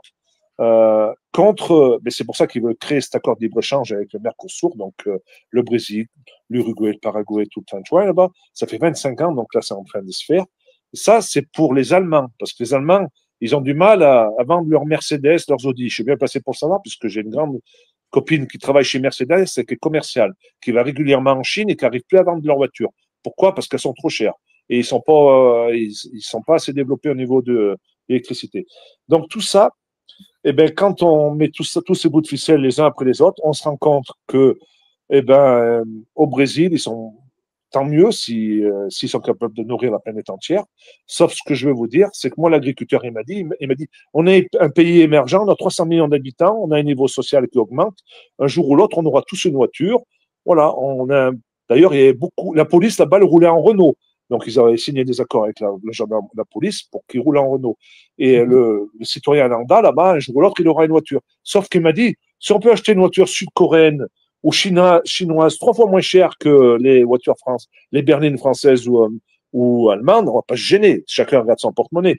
Donc, là où je veux en venir, c'est que un jour ou l'autre, tous ces accords de libre-échange, on n'est pas à la merci qui tombe à l'eau. On peut avoir vraiment un virus mortel qu'il faille fermer vraiment les frontières, comme on l'avait vu pendant le Covid. Déjà 3 mois pendant le Covid, et il n'y avait rien plus. Vous voyez, il n'y avait plus de médicaments qui venaient d'Inde, il manquait de l'alimentation. Donc, nous, les agriculteurs, on était les rois du pétrole parce que tout le monde venait nous acheter nos produits, les circuits courts, sauf qu'après, c'est tout tombé à l'eau. Donc, qu'est-ce qui risque de se passer? Et moi, je crois que j'ai raison. C'est qu'on sait très bien qu'ils veulent éliminer une grande partie du monde parce qu'on sait qui c'est qu'à la tête du monde. C'est pour ça qu'ils ont créé les guerres. Et moi, je pense qu'en France, on a mangé notre pain blanc et on va aller vers une famine. En plus, on a créé des gros pôles comme à Paris où il y a 10-15 millions d'habitants. Il faut des quantités phénoménales de bouffe tous les jours, sachant qu'en France, on a 2 jours d'avance. Donc, comme je dis en guise de boutade, il n'y aura pas des rats pour tout le monde. Il va falloir qu'ils se mangent entre eux, qu'ils s'entretuent. Donc, ça va être la guerre civile. L'alimentation, c'est l'arme fatale pour créer la guerre. Il n'y a rien de mieux. Moi, je le vois avec mes vaches. On peut avoir la meilleure clôture. Si les vaches, tout à coup, le tonneau s'est vidé parce qu'il y a eu une fuite, qu'il n'y a plus d'eau ou s'il n'y a plus d'herbe, elles sauteront dans le pré du voisin, quoi qu'on en veuille. Parce que les vaches, c'est des animaux. Et l'humain, à la base, on est un animal, qu'on a été domestiqué. Mais le jour où il y aura plus rien à manger, il y aura plus de valeur et ça va être celui qui va sauver sa peau. Donc, qu'est-ce qu'on fait là? Je vous l'ai dit, on a tué la moutonnerie, on a tué l'arboriculture, le maraîchage, tout. On est en train de tuer l'élevage. On est en train de tuer les céréaliers parce qu'on fait rentrer beaucoup de céréales d'Ukraine à 80 € la tonne, alors qu'en France, il faut au minimum 250 €. Et si vous faites du biogaz avec des céréales, vous revalorisez vos céréales à 250 €. Donc, tout est fait pour que l'alimentation, elle soit plus créée par l'agriculture, elle soit importée ou créée avec l'intelligence artificielle en multipliant les cellules souches, qu'il n'y aura pas pour tout le monde. Donc, moi, je l'avais dit en 2018, quand je m'étais présenté sur la liste Alliance Jaune avec Francis Lalanne à Paris, vous pouvez retrouver oui, je me souviens. tout ça. Et je l'avais dit, un jour ou l'autre, il y aura la famine parce qu'on est en train de détruire l'agriculture française, parce qu'on veut que les agriculteurs produisent l'électricité et tout ça. Pourquoi? D'ailleurs, vous dites que cette destruction se fait de manière discrète et graduelle, c'est petit à petit, comme ces maladies qui arrivent chaque année à sa nouvelle maladie, on ne sait pas d'où elle vient, on ne sait pas si elle est provoquée. Mais voilà, la DNC qui est en Haute-Savoie, il n'y a pas bien longtemps, au Brésil, en Inde et dans d'autres pays africains, ils l'ont eu. Ils n'ont jamais abattu un troupeau, ils n'ont pas le droit de les abattre. Ils les ont soignés. Pourquoi nous, en France, en Haute-Savoie, on a tué 3 à 4 000 vaches? En Haute-Savoie, il faut savoir que c'est de l'abondance, c'est de la tarine, c'est des races rustiques qui sont déjà, il y en a très peu en France. Et ils vont avoir du mal à retrouver de la génétique et des vaches pour remettre dans ces alpages.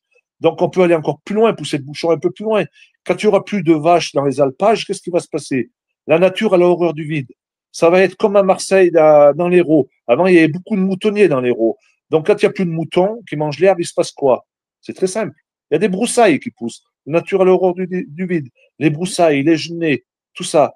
Donc, qu'est-ce qui se passe avec la sécheresse? Ça fait des feux de broussailles. Ça crame des centaines, des milliers, des dizaines de milliers d'hectares.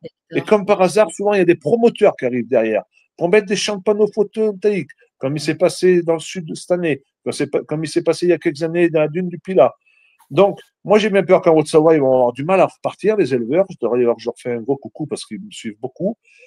Eh ben, on n'est pas à la merci que dans quelques temps, même en Haute-Savoie, il y ait des feux de broussailles parce que déjà que c'est très compliqué à cultiver ces pentes quand vous avez de l'élevage et que c'est rémunérateur. Donc, moi, je me fais énormément de soucis parce que on devrait, tous les Français devraient se faire du souci parce que le feu, on l'arrête pas comme ça. Et moi, je plains beaucoup ceux qui ont tout perdu à cause du feu. Moi, j'ai mon frère, ça lui est arrivé quand sa maison a brûlé. Eh ben, je vous garantis que c'est traumatisant et vous dormez pas tranquille d'un bon moment. Donc, moi, je pense que tout est organisé parce qu'on a affaire à des fous furieux qui sont au pouvoir. Tout est fait de façon très intelligente, ça ne se voit pas. Vous savez, on est en guerre, mais cette guerre, elle est plus meurtrière que 39-45. Parce que 39-45, on le voyait qu'on était en guerre. Il y avait des obus qui passaient au-dessus de notre tête. Hein. Là, c'est une guerre sournoise qui fait autant de dégâts. Parce que je vous rappelle, on est à 2 suicides de paysans par jour. 2 suicides de paysans par jour. C'est énorme. 2 suicides et 60 exploitations qui disparaissent tous les jours. Et souvent, ces exploitations et ces suicides, leurs grands-pères et leurs arrière-grands-pères, ils ont fait la guerre de 39 et la guerre de 45. C'était tous des paysans, la guerre de 14. La tombe des soldats inconnus, là où l'autre écervelé de Macron, il va se prosterner chaque année. Le soldat inconnu, à 99%, de chance, c'est un paysan, ça peut être mon arrière-grand-père. Et aujourd'hui, on sacrifie le peu de paysans qui restent. On est 400 000, même pas 350 000. Et ça va à une vitesse grand V. Si rien ne change, dans 20 ans, il n'y a plus de paysans en France. On était 4 millions à l'après-guerre, on est 400 000 aujourd'hui. Et l'après-guerre, c'est il y a 80 ans. À l'échelle du monde, mais 80 ans, mais c'est une goutte d'eau dans la mer. C'est rien du tout. Absolument. Absolument. Vous feriez un très bon ministre de l'Agriculture et certainement un meilleur ministre de l'Économie que Bruno Le Maire, puisque vous savez qu'un hectare égale 10 000 mètres carrés. Contrairement à Bruno Le Maire, qui, malgré ses diplômes, n'a pas su nous dire combien mesurer un hectare, enfin, comment convertir un hectare en mètre carré. Et bien là, en une phrase, vous avez tout dit. Vous avez tout dit. Bruno Le Maire, ministre de l'Agriculture en 2008, 2012 sous Sarkozy. Mm. Il était le plus mauvais ministre puisqu'il nous a trahi les paysans. Il a donné nos quotas laitiers en une nuit à l'agroalimentaire. Eh bien, en ne sachant pas ce calcul élémentaire, basique, moi je suis pas un grand matheux, mais je sais quand même combien il y a de mètres carrés dans un hectare. Je pense que la majorité des Français le savent. Surtout quand on fait l'allusion par rapport à un terrain de foot, tout ça, on a vite calculé. Eh bien, ça n'a pas empêché d'être ministre de l'économie. Il a battu le record pendant 7 ans, je crois. Le premier mandat entier et le deuxième mandat de 2 ans. Et encore, comme si ça suffisait pas, la semaine dernière, il a failli revenir. Mais là, quand même, ça a explosé. Ça a été la cocotte minute qui a explosé. Cette espèce d'idiot, il est parti en Suisse, là-haut, et j'ai fait des recherches. Il a été très, très mal accueilli. Donc, il fallait qu'il retrouve une place bien dorée en France, sauf que ça n'a pas marché. Et tant mieux. Donc, vous dites, je ferai un très bon ministre. J'en sais rien si j'en ferai un très bon. Tout ce que je puisse vous dire, c'est que moi, je suis prêt à travailler pour la France gratuitement. Parce qu'aujourd'hui, quand vous travaillez comme je travaille, 90 heures par semaine, comme beaucoup de mes collègues, hein, à 3 heures, à 3 euros de l'heure, moi, j'appelle ça travailler gratuitement. Donc, je veux bien faire ministre de l'Agriculture pour 3 euros de l'heure et y passer mes journées et mes nuits. Sauf que tout ce que je vous ai dit ce soir-là, ça serait la solution. Parce que moi, j'ai le bon sens paysan. Et le bon sens paysan, c'est pas d'avoir fait l'ENA aux Sciences Po. 1 et 1, ça fait pas toujours 2 en agriculture. Des fois, ça fait 1, des fois, ça fait 0, parce qu'il suffit qu'on ait pris un coup de grêle, qu'on ait pris une maladie imaginaire là, qui arrive de nulle part et qui tue nos troupeaux. Moi, je pense qu'il faudrait un agriculteur au ministère de l'Agriculture. Il faudrait au ministère de l'Économie un chef d'entreprise qui est parti de rien, qui a monté sa boutique, qui en a chié, qui sait ce que c'est d'aller chercher des factures à la boîte aux lettres et de se poser la question comment je vais faire pour payer mes factures. Voilà, au ministère de la Santé, avoir un Jean-Marc Sabatier. Moi, je vous le fais en 5 minutes, le gouvernement, et je vous garantis que je la sauverai, la France, sans me vanter. Mais c'est impossible, je vous dis bien, c'est impossible qu'un gars comme moi arrive en haut. Parce que il faut détruire la France. Et moi, je suis là pour sauver la France. Moi, j'ai du sang bleu, blanc, rouge dans mes veines. Je suis un patriote. Et c'est pas en disant ça qu'il faut dire que je suis un facho ou un raciste. Non, c'est juste normal. Sauf qu'aujourd'hui, on n'a plus le droit de dire la vérité. Moi, je le vois à travers ma vidéo. Je sais les questions qu'on m'a posées quand j'étais en garde à vue. Mais c'est hallucinant. On n'a plus le droit d'être fier d'être français aujourd'hui. Avec toutes ces conneries de LGBT, mais vous pouvez même pas vous imaginer. Le flic qui me posait les questions, il était gêné de me les poser parce qu'il connaissait les réponses. Et le gars, en plus, il pensait comme moi. Mais on est arrivé dans un monde où les valeurs sont inversées. Donc, on veut vous faire passer pour un nigo parce que tout le monde sait que j'ai raison. Tout le monde. Sauf qu'il faut pas avoir raison. Parce que si vous avez raison, vous risquez de les faire tomber de leur piédestal là-haut. En fait, moi, je pense qu'il faudrait. Vous êtes un patriote, mais en fait, le patriotisme, ça n'a rien à voir avec le nationalisme. Ce n'est pas du tout la même chose. On dit que le patriotisme, c'est plutôt le fait d'aimer son pays. Et le nationalisme, c'est le fait de détester les autres pays. Donc, ça n'a rien à voir, en fait. C'est pas du tout la même chose. Ben oui. Et c'est pareil, beaucoup de gens confondent le souverainisme avec le royalisme, ce qui n'a rien à voir. Et beaucoup de personnes aussi confondent le fait d'être souverainiste avec le fait d'appartenir à l'extrême droite, ce qui n'a absolument rien à voir. Vous êtes souverainiste, vous aimez votre pays, en fait, vous aimez la France. Oui, j'aime mon pays. Moi, j'ai fait beaucoup de manifestations avec mon drapeau bleu, blanc, rouge. En 2018, il y a un commissaire de police du Puy-en-Velay. Il me l'a fait ramasser, sinon j'allais faire de la garde à vue. Avec le recul, j'aurais pas dû le ramasser, j'aurais même fait faire de la garde à vue. Bah, c'est comme ça, on fait tous des conneries. Après, il y a 2 mois de ça, j'ai été faire la manifestation contre la loi du plomb Puy-en-Velay. J'y suis allé avec mon drapeau Croix de Lorraine. Eh ben, qu'est-ce que j'ai pas fait? Ils croyaient que j'avais le drapeau nazi, les gauchos. Ils voulaient me l'arracher des mains. Donc, alors c'était le drapeau de la résistance en 45. Donc, à un moment donné, il faut remettre l'église au milieu du village. Et je pense que le meilleur moyen, c'est des gens qui ont les pieds sur terre, c'est des paysans, des petits chefs d'entreprise, tous ces gens-là qui en ont chié toute leur vie et qui brassent pas des millions et qui sont pas là pour l'argent. Moi, tout ce que je fais là ce soir, je le fais pas pour l'argent. J'y passe mes heures, mes journées. Je suis toujours en train de me faire engueuler par ma femme et mes enfants. C'est de la folie. D'ailleurs, j'essaye de faire quand ma femme n'est pas là, comme ce soir. Sinon, ça crie dans tous les sens. C'est pas une vie. C'est pas évident quand on n'est pas soutenu pour faire tout ce que je fais. Maintenant, moi, je me sens obligé de le faire parce que je suis très croyant et je veux aller du bon côté à la fin. Donc, pour moi, il y a une justice divine. La justice, c'est pas cet après-midi là-bas au palais au Puy. Je n'ai rien à foutre de cette justice-là. Peu importe si je dois payer, je payerai. C'est pas le souci. Moi, ce que je veux, ça, je l'ai appris quand je suis allé en Inde, quand je suis allé au Brésil. Il y a des communautés sur Terre qui sont très croyants et qui font des sacrifices tous les jours pour partir du bon côté à la fin. Et moi, mon sacrifice, c'est pas un gros sacrifice, c'est de faire des vidéos et de me mettre en danger. Je pense que mes grands-pères qui sont revenus de la guerre 45, ils ont bien mieux fait de sacrifice que moi aujourd'hui. Donc tout ce que je le fais déjà en leur mémoire et pour l'avenir de nos enfants. Parce que moi, je suis fier que mon fils se soit installé, mais je veux qu'il vive dignement, qu'il puisse avoir une vie normale, pas comme moi. Moi, je suis jamais parti une seule fois en vacances avec mes parents. Jamais de la vie, on est partis ensemble en vacances. Vous imaginez? Et mes parents, mon père est mort à 62 ans et ma mère à 70 ans. Donc, ma mère, quand elle est partie, ils avaient un petit peu d'argent de côté. Parce que quand je me suis installé, j'ai racheté du capital. Donc, je leur ai donné de l'argent. Et cet argent, ils l'ont toujours économisé.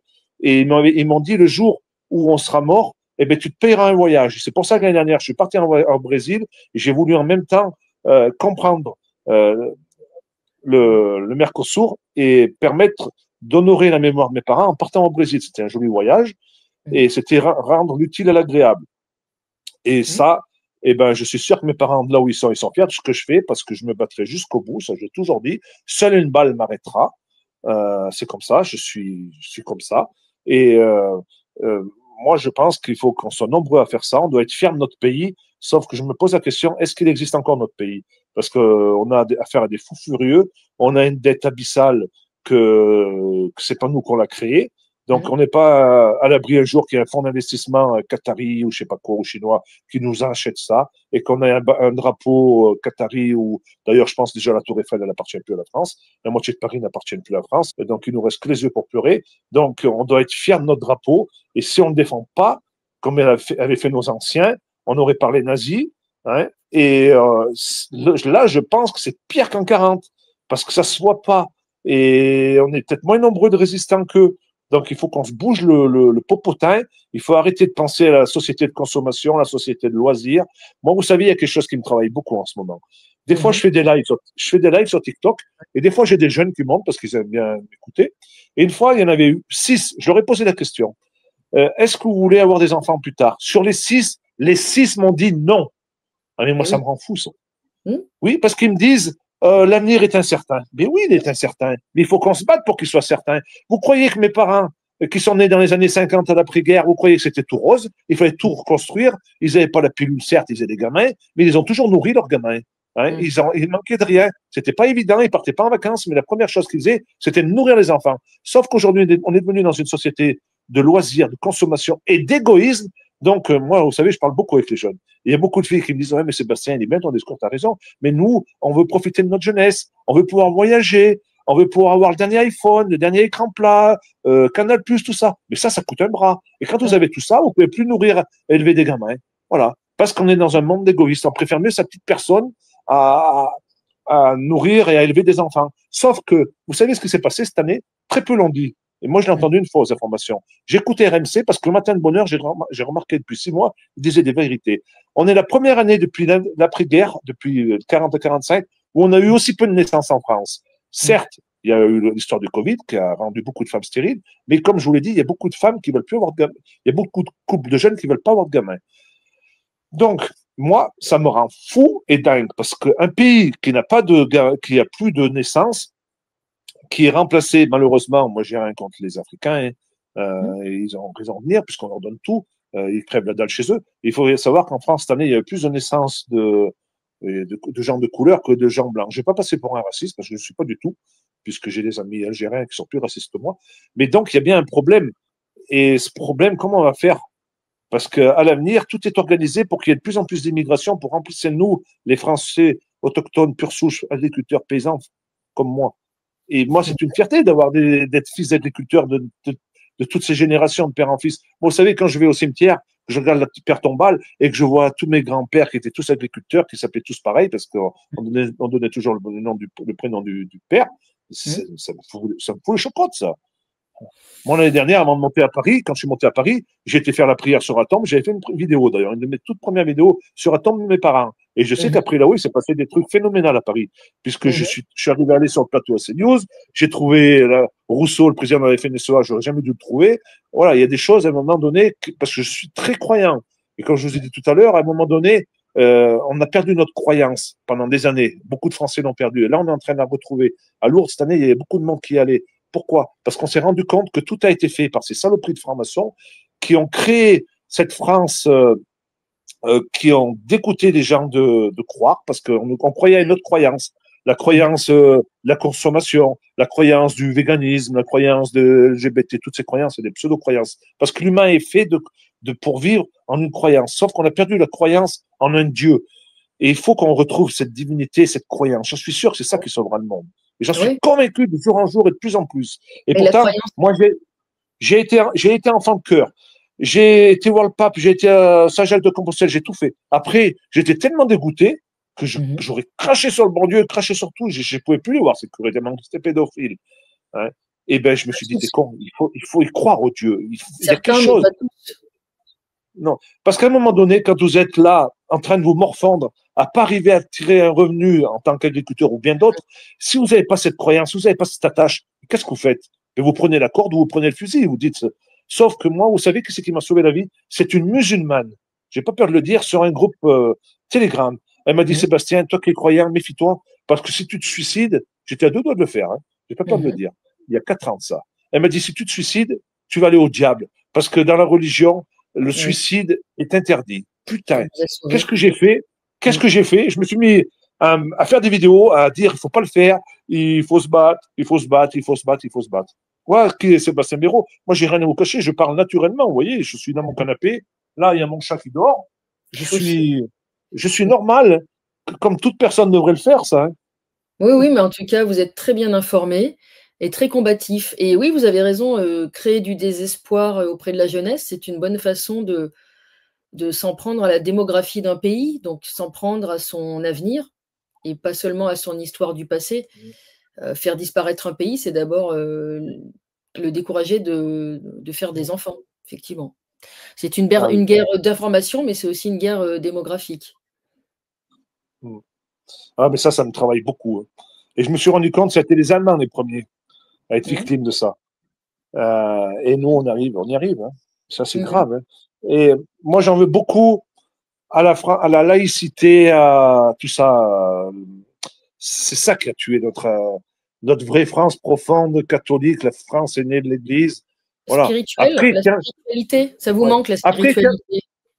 qu'il y en ait qui soient athées, qui soient. Je m'en fous complètement. Mmh. Ça, c'est leur problème. Mais je trouve que tout a été organisé pour faire qu'on ne continue pas ce que nous avaient appris nos anciens. On sait tous. J'ai fait mes 3 communions. Je me rappelle, quand j'étais jeune, on allait se confesser à Noël, à Pâques et à la Toussaint. Aujourd'hui, il n'y a même plus de confession dans mon village. C'est fini. D'ailleurs, les églises, elles sont toutes fermées. Il n'y a plus personne qui y va. Moi, l'année dernière, je suis content parce que j'ai fait un rassemblement dans ma commune. C'est la seule fois où dans l'année, l'église a été pleine. Pourtant, je vous conseille, si vous connaissez pas Saint-Paulien, de venir voir notre église. On a sûrement la plus belle église de France. J'ai pas peur de le dire. C'est une église qui rentre à peu près 800 personnes, toute voûtée.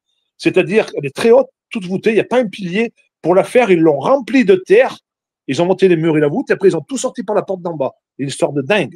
Une église romane, très belle. Eh ben, quand vous invitez du monde, vous avez du monde qui vient vous soutenir, vous dire, t'as raison, c'est bien ce que tu fais, et que tous des gens qui ont mes valeurs, qui ont à l'église, on avait fait une messe pour les agriculteurs qui étaient partis trop tôt, les agriculteurs ou les autres qui se suicidaient. Moi, j'ai trouvé ça, ça m'avait pris des tripes et je suis fier d'avoir fait.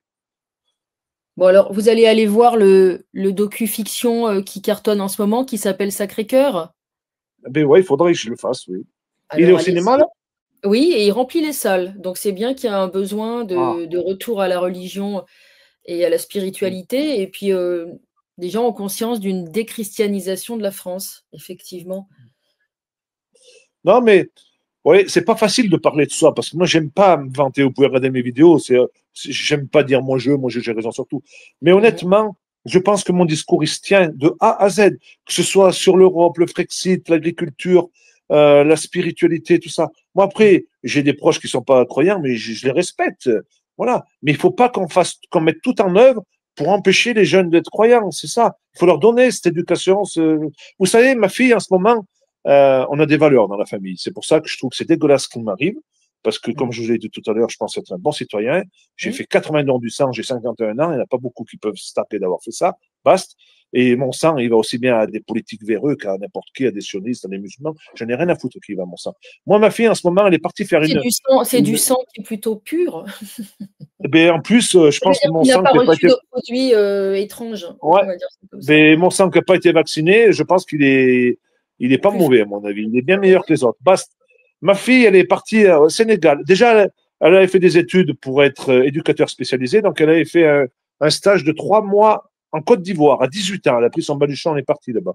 Elle avait adoré, elle avait travaillé dans une pouponnière où il y avait des petits Africains abandonnés dans des sacs poubelles, tout ça. Donc, elle est très proche de ce monde-là, de son prochain.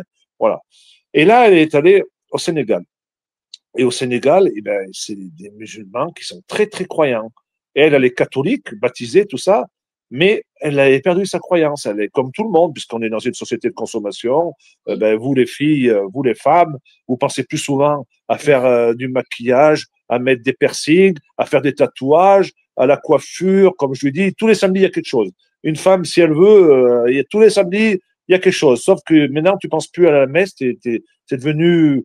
Donc là-bas, elle est en train de reprendre des valeurs parce que là-bas, ils se lèvent à 5 heures du matin pour faire la prière, ils sont très croyants, elle vit au milieu de ça, elle se rend bien compte que nous, on a perdu certaines valeurs. Et je lui dis ça, c'était exactement comme ça, nous, il y a 30 ans, même pas 30 ans, moi, quand j'étais gamin, on n'aurait jamais loupé la messe du dimanche avec ma grand-mère, voilà. Et elle me disait, il faut pas se plaindre, on a une voiture. Parce qu'elle, à l'époque, quand elle était jeune, elle allait à la messe de minuit. Déjà, nous, la messe de minuit, elle est à 8 heures du soir ou à 6 heures, la messe de Noël. Elle était à minuit. Et il y avait de la neige à l'époque. Et j'y allais à pied. 3 kilomètres pour y aller dans la neige. 3 kilomètres pour venir.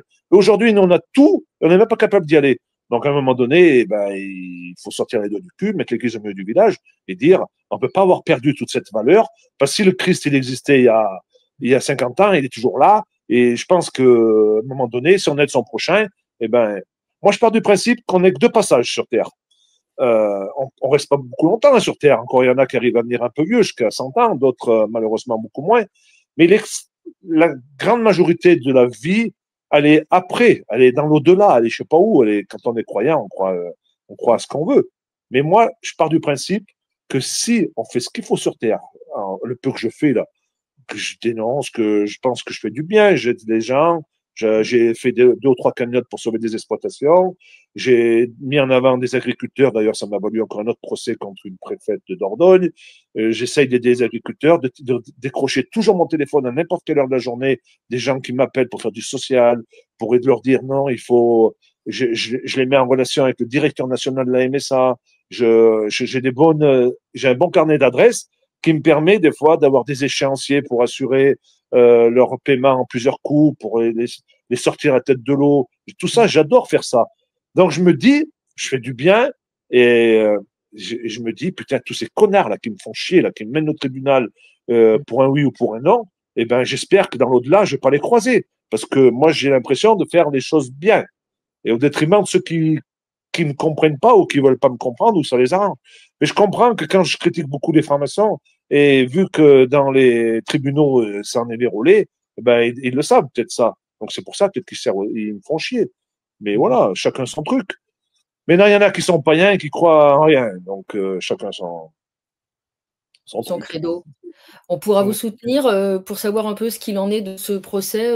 Vous nous tiendrez informés sur TikTok. Donc c'est votre seul réseau TikTok finalement d'information. Oui, ouais, j'avais Twitter, mais je l'ai supprimé parce que j'ai pas le temps de tout faire. Je préfère Ouais. mieux en faire moins et regarder un peu les commentaires et les suivre. Après, j'ai une personne donc, qui me met sur Facebook, une autre personne qui me met sur Twitter, mais là, j'y vais pas après. Je peux pas parce que moi, déjà, à la base, je suis agriculteur, déjà, tous les matins à 6 heures, je suis debout. Regardez, ce midi, bon, je me suis pas arrêté parce que j'ai travaillé jusqu'à 1 heure, il fallait que je récupère un mètre d'anglais en puits. Mais souvent, à midi, ma femme, elle m'amène des sandwichs. Je mange dans mon tracteur des sandwichs. Hein. Et moi, mes C'est 5 bien. minutes de répit, mes 5 minutes de répit dans la journée, c'est quand je prends mon portable et je fais ma vidéo. Oui. Voilà, c'est mon petit quotidien, mon petit. Ah, Rituel. chacun son truc. Hein. Il y en Bien a qui sûr. vont à la chasse, il y en a qui vont à la piscine, il y en a qui vont faire la muscu. Moi, c'est mes 5 minutes de plaisir de TikTok. Je suis pas bien demandeur. Effectivement. Et puis il y a un public qui vous suit et qui s'informe, et pas uniquement Mm. d'ailleurs des agriculteurs, mais c'est un public bien plus large que ça. Mm. Écoutez, en tout cas, je ne sais pas si on a fait le tour pour ce soir, pour aujourd'hui, mais Vous reviendrez quand vous voudrez, s'il y a de prochaines informations à nous donner. Ouais, pas de problème. Pas de problème.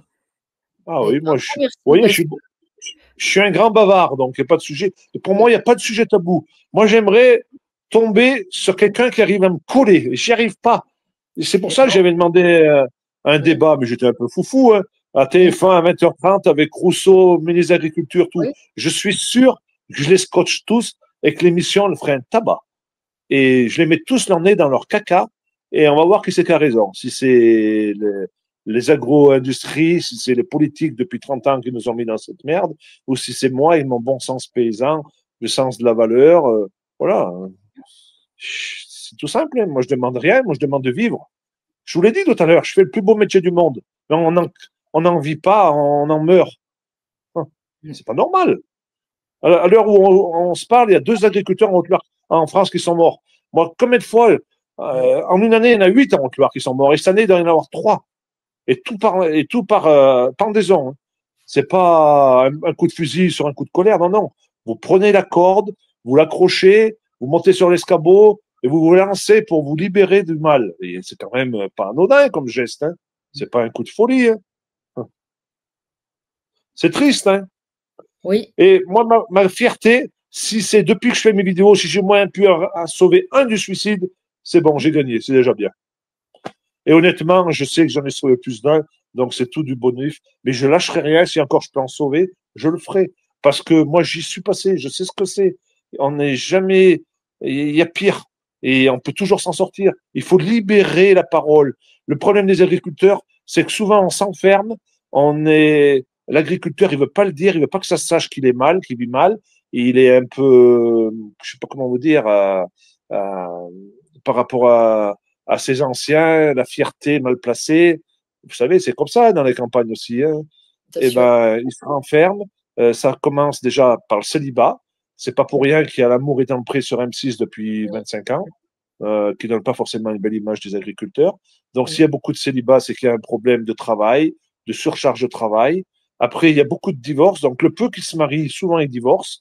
Donc, qui dit divorce, dit séparation avec les enfants. Et tout ça, quand on gratte, on se rend compte que, eh ben, il a manque de revenus, donc pas de vacances, très peu de vie sociale, pas, il voit très peu ses enfants. La femme, eh ben, à force de pas voir son mari agriculteur, eh ben, la femme qui travaille à l'extérieur, vous n'allez pas me faire croire, un jour ou l'autre, il y a toujours un moyen de trouver un prétexte pour se Mmh. séparer de son mari. Et je peux les comprendre. Hein. C'est pour ça que il faut trouver une solution. L'amour est dans le pré, c'est très bien, mais jamais je les ai entendus dire qu'il fallait trouver la solution de, allez, ça y est un petit peu, mais zéro, de dénoncer à fond la FNSEA et l'Europe et trouver du revenu. Je suis sûr que s'il y avait du revenu, il n'y aurait plus d'amour et dans le pré du jour au lendemain. Parce que tout le monde, il y a plein de jeunes femmes qui rêveraient de vivre à la campagne, mais d'avoir aussi une semaine de congé, de voir son mari le soir à manger et à midi, de vivre voilà. Sauf que l'amour est dans le pré, il y en a très peu qui vont jusqu'au bout. Parce que l'agriculteur est tellement derrière le cul de ses vaches qu'il n'a plus le temps de s'occuper de sa femme. Et la femme, eh ben, elle mérite euh, d'être à attention, on est on n'est plus dans les années 50 où la femme elle allait travailler 10 heures ou 12 heures par jour à piocher les pommes de terre ou les betteraves. Mmh. Ça a évolué. Et il faut en prendre compte, en tenir compte. Après, il y a beaucoup de fils d'agriculteurs qui partent à la ville, qui s'installent pas.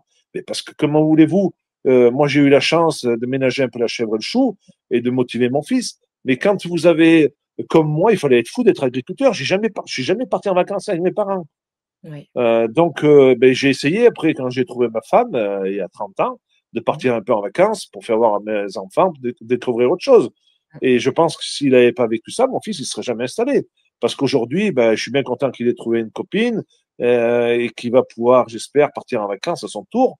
Parce que moi, je connais énormément de jeunes célibataires ou divorcés. C'est la surcharge de travail, à fond dans le travail, à toujours vouloir plus d'hectares, plus de matériel, plus de gros tracteurs.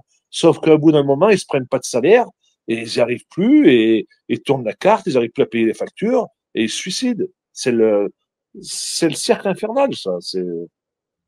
C'est incroyable. Et on n'a pas d'aide, on n'a rien du tout. Au contraire, si on pouvait s'il y en a qui nous donneraient la corde pour le faire, hein. Je vous Bien promets. sûr. Votre force, c'est que vous êtes ancré dans le réel, en fait, et vous vous informez aussi à côté de ça. Vous prenez le temps de vous informer d'ailleurs, malgré vos journées Mais extrêmement oui, chargées. parce que moi, je fais beaucoup de tracteurs.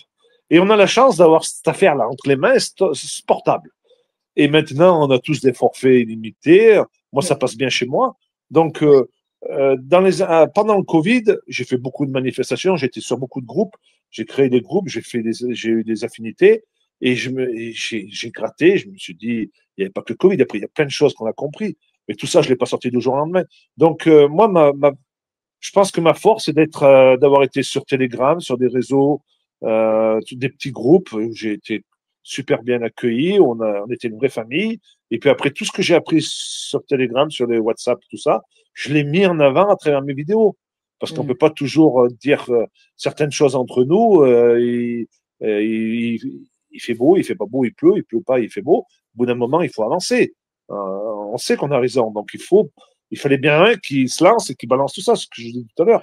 Quand Mais vous êtes bravo. sur les réseaux, vous avez personne qui défend votre point de vue, ben, faut y aller. Bon, je suis pas un grand orateur, je sais pas toujours bien m'exprimer. Des fois, je dis des choses qu'il faudrait pas dire. Mais si je fais du Sébastien Béraud, moi, comme je dis, pour chier droit, il n'y a pas besoin de tordre du cul. Moi, je suis comme ça, il faut que ça sorte. Hein. Moi, j'ai pas fait des grandes études, hein, j'ai juste un bac agricole. Hein. On m'a jamais formaté pour parler, comme ils ont fait les politiques. Hein. C'est pour ça que moi, je me sens pas comme eux, parce que je suis différent. Je suis pas dans le moule. Mais ce qui me fait plaisir, c'est que je peux pas sortir en nulle part. Je vais au cinéma avec ma femme, hop, il y en a qui me reconnaissent. Ils me disent, ouais, c'est super tes vidéos, on t'adore. Cet Bien sûr. après-midi, je suis allé au tribunal, j'ai pas eu le temps de Merci. monter 2 marches d'escalier. Il y en avait qui allaient au tribunal pour des affaires. Ils m'ont dit, mais c'est pas vous qu'on voit sur les réseaux, si, félicitations. Partout où je vais. Puis des gens qui m'appréciaient pas trop au début, mais qui maintenant ils me suivent, ils me disent, putain, t'avais raison, c'est super ce que tu fais. Mais tout ça, je veux pas dire, c'est gratifiant, mais c'est pas ce que je cherche forcément. Mais je me dis, je suis dans le vrai, donc il faut continuer. Des fois, je me dis, putain, ma femme elle me dit, il faut tout arrêter. Si t'arrêtes pas, on va divorcer. Mais non, j'essaye de ménager un peu la chèvre et le chou. Mais je me dis, si j'arrête, je vais tellement décevoir de gens. Et puis, je vais faire quoi, moi? Je vais me laisser mourir. Je me connais. Après, je vais déclencher un cancer ou je sais pas quoi. Il faut être bien dans la vie. Et moi, faire ce que je fais, être avec vous ce soir, moi, c'est du bonheur. Hein. C'est comme ça. Hein. C'est ma passion. Défendre le monde paysan. C'est très, très bien, mais d'autant plus qu'on est effectivement dans une guerre de l'information, donc vos interventions, on va dire «votre combat» entre guillemets pour le vivant, c'est précieux. Enfin et heureusement que vous avez un public, qui vous suit et qui est de plus en plus nombreux. C'est quand même, pour, sauver les bêtes, sauver l'alimentation française, sauver Ouais, l'agriculture, puis sauver le pays être finalement, participer à ça. regardez, je pourrais dire agriculteur, mais non, je fais exprès de dire paysan. Parce que paysan, ça veut bien dire ce que ça veut dire. C'est l'habitant du pays, Tout à fait. c'est le sens noble, c'est les terroirs. Et on doit respecter cette terre ancestrale que nous ont laissé nos arrière-grands-pères, Oui.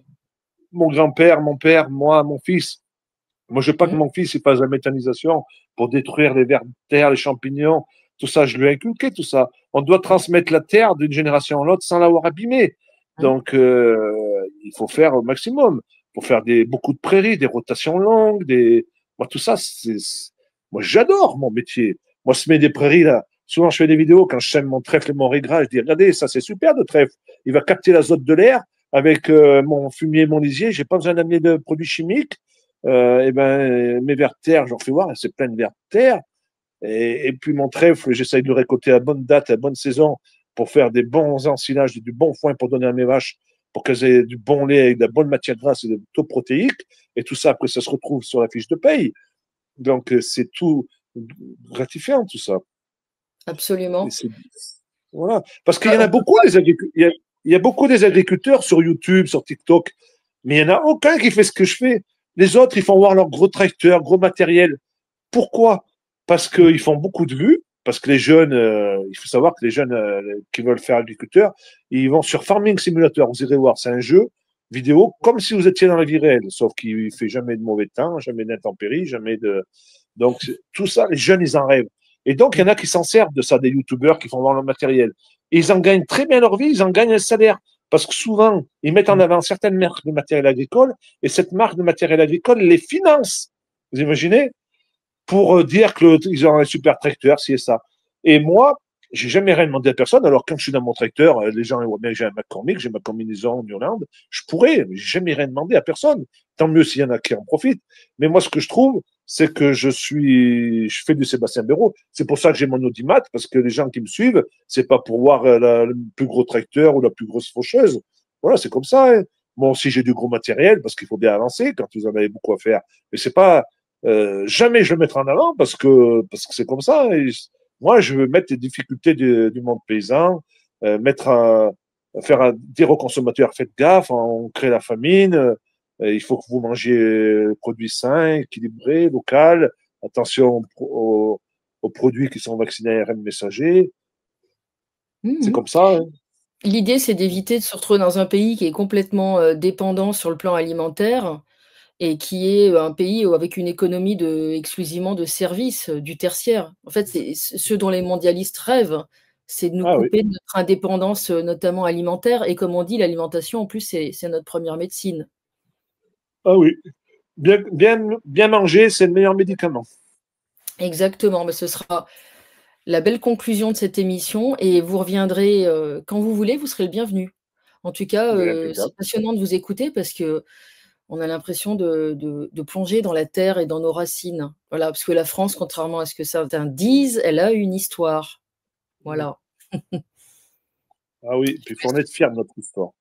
Je vous laisse le mot de la fin, Bah Sébastien. oui, merci de m'avoir accueilli. C'est toujours un plaisir de défendre le monde paysan, la ruralité, parce que souvent je dis, les grandes villes, c'est bien pour vous, vous avez tout au bas de votre immeuble, mais vous êtes dans une prison en ciel ouvert, et tôt ou tard, vous allez le regretter.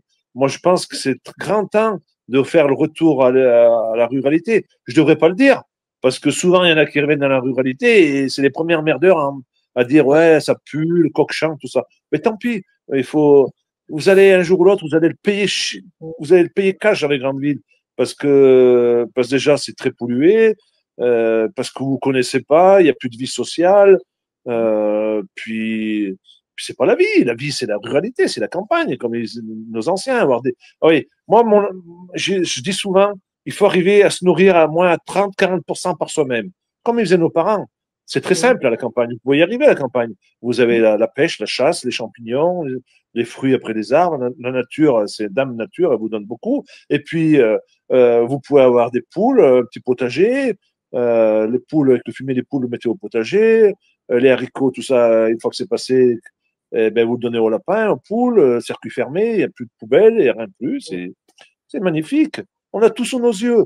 On est tombé dans une société de facilité. Moi, quand je vois que maintenant la mode, c'est les maisons individuelles avec des pelouses et les gens, ils achètent tous des robots de tonte. Et les soirs, ils sont tellement ennuyés d'avoir passé la journée au bureau, ils vont payer des heures de musculation ou de natation, tout ça. Mais la meilleure musculature, c'est de faire un potager avec l'huile de coude, ils prennent une bêche, ils plantent leur salade, leur écho. Mais quand je dis ça, les gens, ils se foutent de moi, ils disent, c'est pas ce qu'ils racontent. Sauf qu'un jour ou l'autre, ils seront peut-être bien contents d'avoir un jardin. Parce que quand ce sera tout très cher, parce que là, honnêtement, ça fait 30 ans que la bouffe est pas chère, parce qu'on nous a subventionnés, nous, les paysans, pour que vous ayez la bouffe à pas cher. C'était déguisé. Oui. Mais si vous aviez payé l'alimentation au prix voulu, juste valeur, on n'en serait peut-être pas là aujourd'hui. On toucherait peut-être moins de primes, mais on vendrait nos produits bien plus chers et on n'aurait pas perdu nos filières. Elles seraient toutes là. Je parle pas de vous en général, mais vous en général, tout le monde qui écoute, eh ben, vous auriez peut-être toujours un jardin, parce que si la vie coûtait plus cher pour vous nourrir, vous auriez toujours des poules, de lapins, un jardin. Vous ne serez pas monté à Paris croyant gagner monts et merveilles dans des HLM où pendant le Covid, vous ne pouviez pas respirer, vous supporter. Il y en a beaucoup qui ont divorcé, qui se taper dessus parce que c'était pas habitué à vivre ensemble. Alors qu'à la campagne, il y a moyen de vivre ensemble parce qu'on a de l'espace. Tout Mmh. ça, on peut pas dire que j'ai des conneries. Voilà, sauf que Mmh. on est dans une société où la vérité, faut pas la dire, où c'est dur d'écouter, où c'est le même narratif. Vous voyez bien, à la télé, moi je la regarde de moins en moins. Hop, c'est les vacances, il y a les bouchons. Hop, ils reviennent, c'est des bouchons. Hop, il a trop plu. Hop, il a trop fait chaud. Il y a toujours quelque chose qui ne va pas. Mais on ne va pas au fond du problème. Tout le monde, D'ailleurs, vous avez regardez en ce moment, raison, il y jardiner, a le il paraît que salon. c'est une activité extrêmement vertueuse, le fait de jardiner. on a observé que c'était une activité qui a de Ah, nombreux bienfaits sur la santé mentale et physique des gens.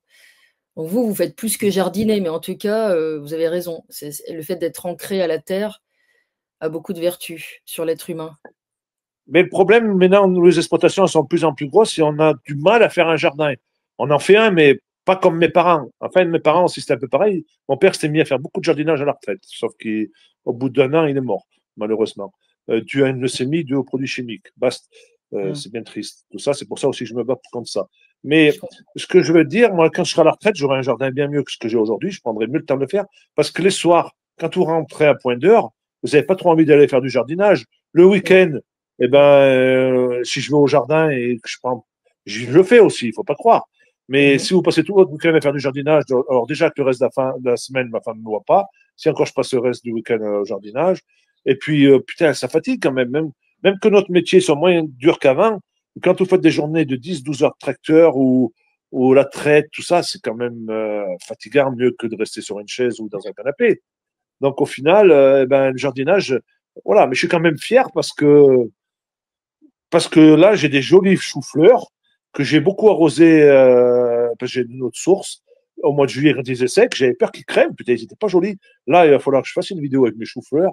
Ils font 3 kilos, mais quelle fierté d'avoir des jolis choux-fleurs comme ça. C'est pas grand-chose, mais voilà, c'est mes choux-fleurs, mes tomates, mes pommes de terre, mes salades. Voilà, et ça, tout le monde devrait être fier. Sauf que maintenant, c'est plus une fierté. Maintenant, la fierté, c'est d'avoir le dernier iPhone. Voilà. Vous Mmh. voyez bien les gamins quand ils vont à l'école, au collège ou au lycée, le défilé de mode, dernière paire de chaussures. Les gens ils disent qu'ils n'ont pas d'argent pour acheter de la viande. Ils vont acheter des chaussures à 150 ou 200 euros. Et s'ils ne le font pas, eh ben, les gamins ils sont moqués. Donc moi, je suis pour l'uniforme, tout le monde habillé pareil, et qu'on nivelle les valeurs, et qu'il n'y ait pas de différence entre un fils de paysan et un fils de politique, sien, parce que c'est honteux d'être critiqué par rapport à des valeurs de métier. Il n'y a pas de sous-métier. Hein. On est pour rien si on ne vend pas nos produits à la juste valeur. Donc Mmh. voilà, c'est un tout ça. Hein. Ceci dit, il Il y a faut une pas avoir. parenthèse, pendant le confinement, il y a quand même beaucoup de gens qui se sont mis à rêver, d'avoir leur propre potager. Il y a eu un retour à Ouais, la mais ça terre n'a pas et aux duré. sources. Ça n'a Ça n'a pas pas duré. duré. Effectivement, les mauvaises habitudes sont vite revenues de la Par société de contre, consommation. il y a beaucoup de Parisiens et de Lyonnais ou de Marseille, dans les grandes villes qui sont venus dans les campagnes acheter des maisons. Avant, nous, il y avait des ruines, elles étaient invendables. Elles valaient Ouais, même pas 10 000 euros. Du jour au lendemain, elles sont montées à 50 000 euros parce qu'il y a eu tellement de l'offre et demande. la demande, c'est inversé. Et Mmh les mh. gens, après, ils sont revenus. Et je pense d'un côté, le Covid, ça a été bien pour eux parce que ça leur a permis de se sauver de la prison en ciel ouvert. Ils ont acheté une maison là, ils viendront à la retraite ici, retour aux sources. Et je pense qu'il n'y aurait pas eu le Covid, ils n'auraient pas fait ça. Hein. Il y en a beaucoup qui ne l'auraient pas fait. Et Effectivement, ça ça a leur a été un donné d'autres valeurs. Parce que mmh, quand il y aura un virus ou un Covid ou je ne sais pas quoi, que ce que je vous ai dit tout à l'heure, on l'a vu pendant le Covid, c'était rien du tout. Mais vous veniez à la campagne, vous étiez sûr de trouver de la viande, du lait, du fromage, bien sûr. voilà, à la campagne, vous y arrivez. Ça Mmh dépend mh, où encore. Mais dans les zones de montagne, comme nous, il n'y a pas de souci. Et mmh. moi, ce que j'ai peur, c'est pour ça que je me bats, c'est qu'un jour, que je me fasse dépouiller de mes animaux, que j'arrive à mon bâtiment, il manque des veaux ou des vaches, qu'il y aura tellement la famine, ou il y aura tellement des gens pauvres qu'ils n'auront plus les moyens de s'acheter, parce qu'ils ne se sont pas préparés à ça, et ben que je sois obligé de leur tirer dessus. Enfin, je leur tirerai pas dessus parce que j'ai pas d'armes. Mais voilà, à un moment donné, comme il disait mon père, il vaudrait mieux faire le boucher que faire le veau. Ça veut dire ce Je que ça veut dire. Hein. ouais. En tout cas, moi, je vous remercie pour cette belle émission. Vous reviendrez, Ah, pas de souci. Hein. vous êtes le bienvenu et Surtout il y en a qui me boudent un peu là en ce moment parce que j'ai dit un peu trop certaines choses. J'étais ah, habitué à aller souvent sur Sud Radio. Et quand on parlait de francs-maçons et tout ça et de sociaux, ça leur a pas bien plu. oui, je Donc, c'est comprends pas un tout à problème. fait. Bah, en tout Mais cas, voilà, je sais que j'ai des gars comme GPTV, GPTV, Asselineau, tout. Mike. Ouais, j'ai plein de beaux monde. Philippe Murer, je peux faire des émissions. Voilà. Mmh. Mais je tourne un peu. Puis ça, c'est un Eh ben, moment que ça m'était pas arrivé. C'est vrai que l'été, c'est plus compliqué pour nous. On a beaucoup de travail. Après l'hiver, j'ai même le temps d'en faire. très bien. Eh bien, un immense merci. Vous serez le bienvenu pour revenir sur Tribu Libre et je vous remercie beaucoup, Sébastien Béraud. Mais merci. Merci à vous. On a passé un bon moment. C'est Mmh. l'essentiel. J'espère que vos auditeurs, en regardant cette émission, ils passeront un bon moment. Voilà, vous passez ça le soir au lieu de regarder une connerie à la télé. Ça peut passer une bonne soirée. Merci.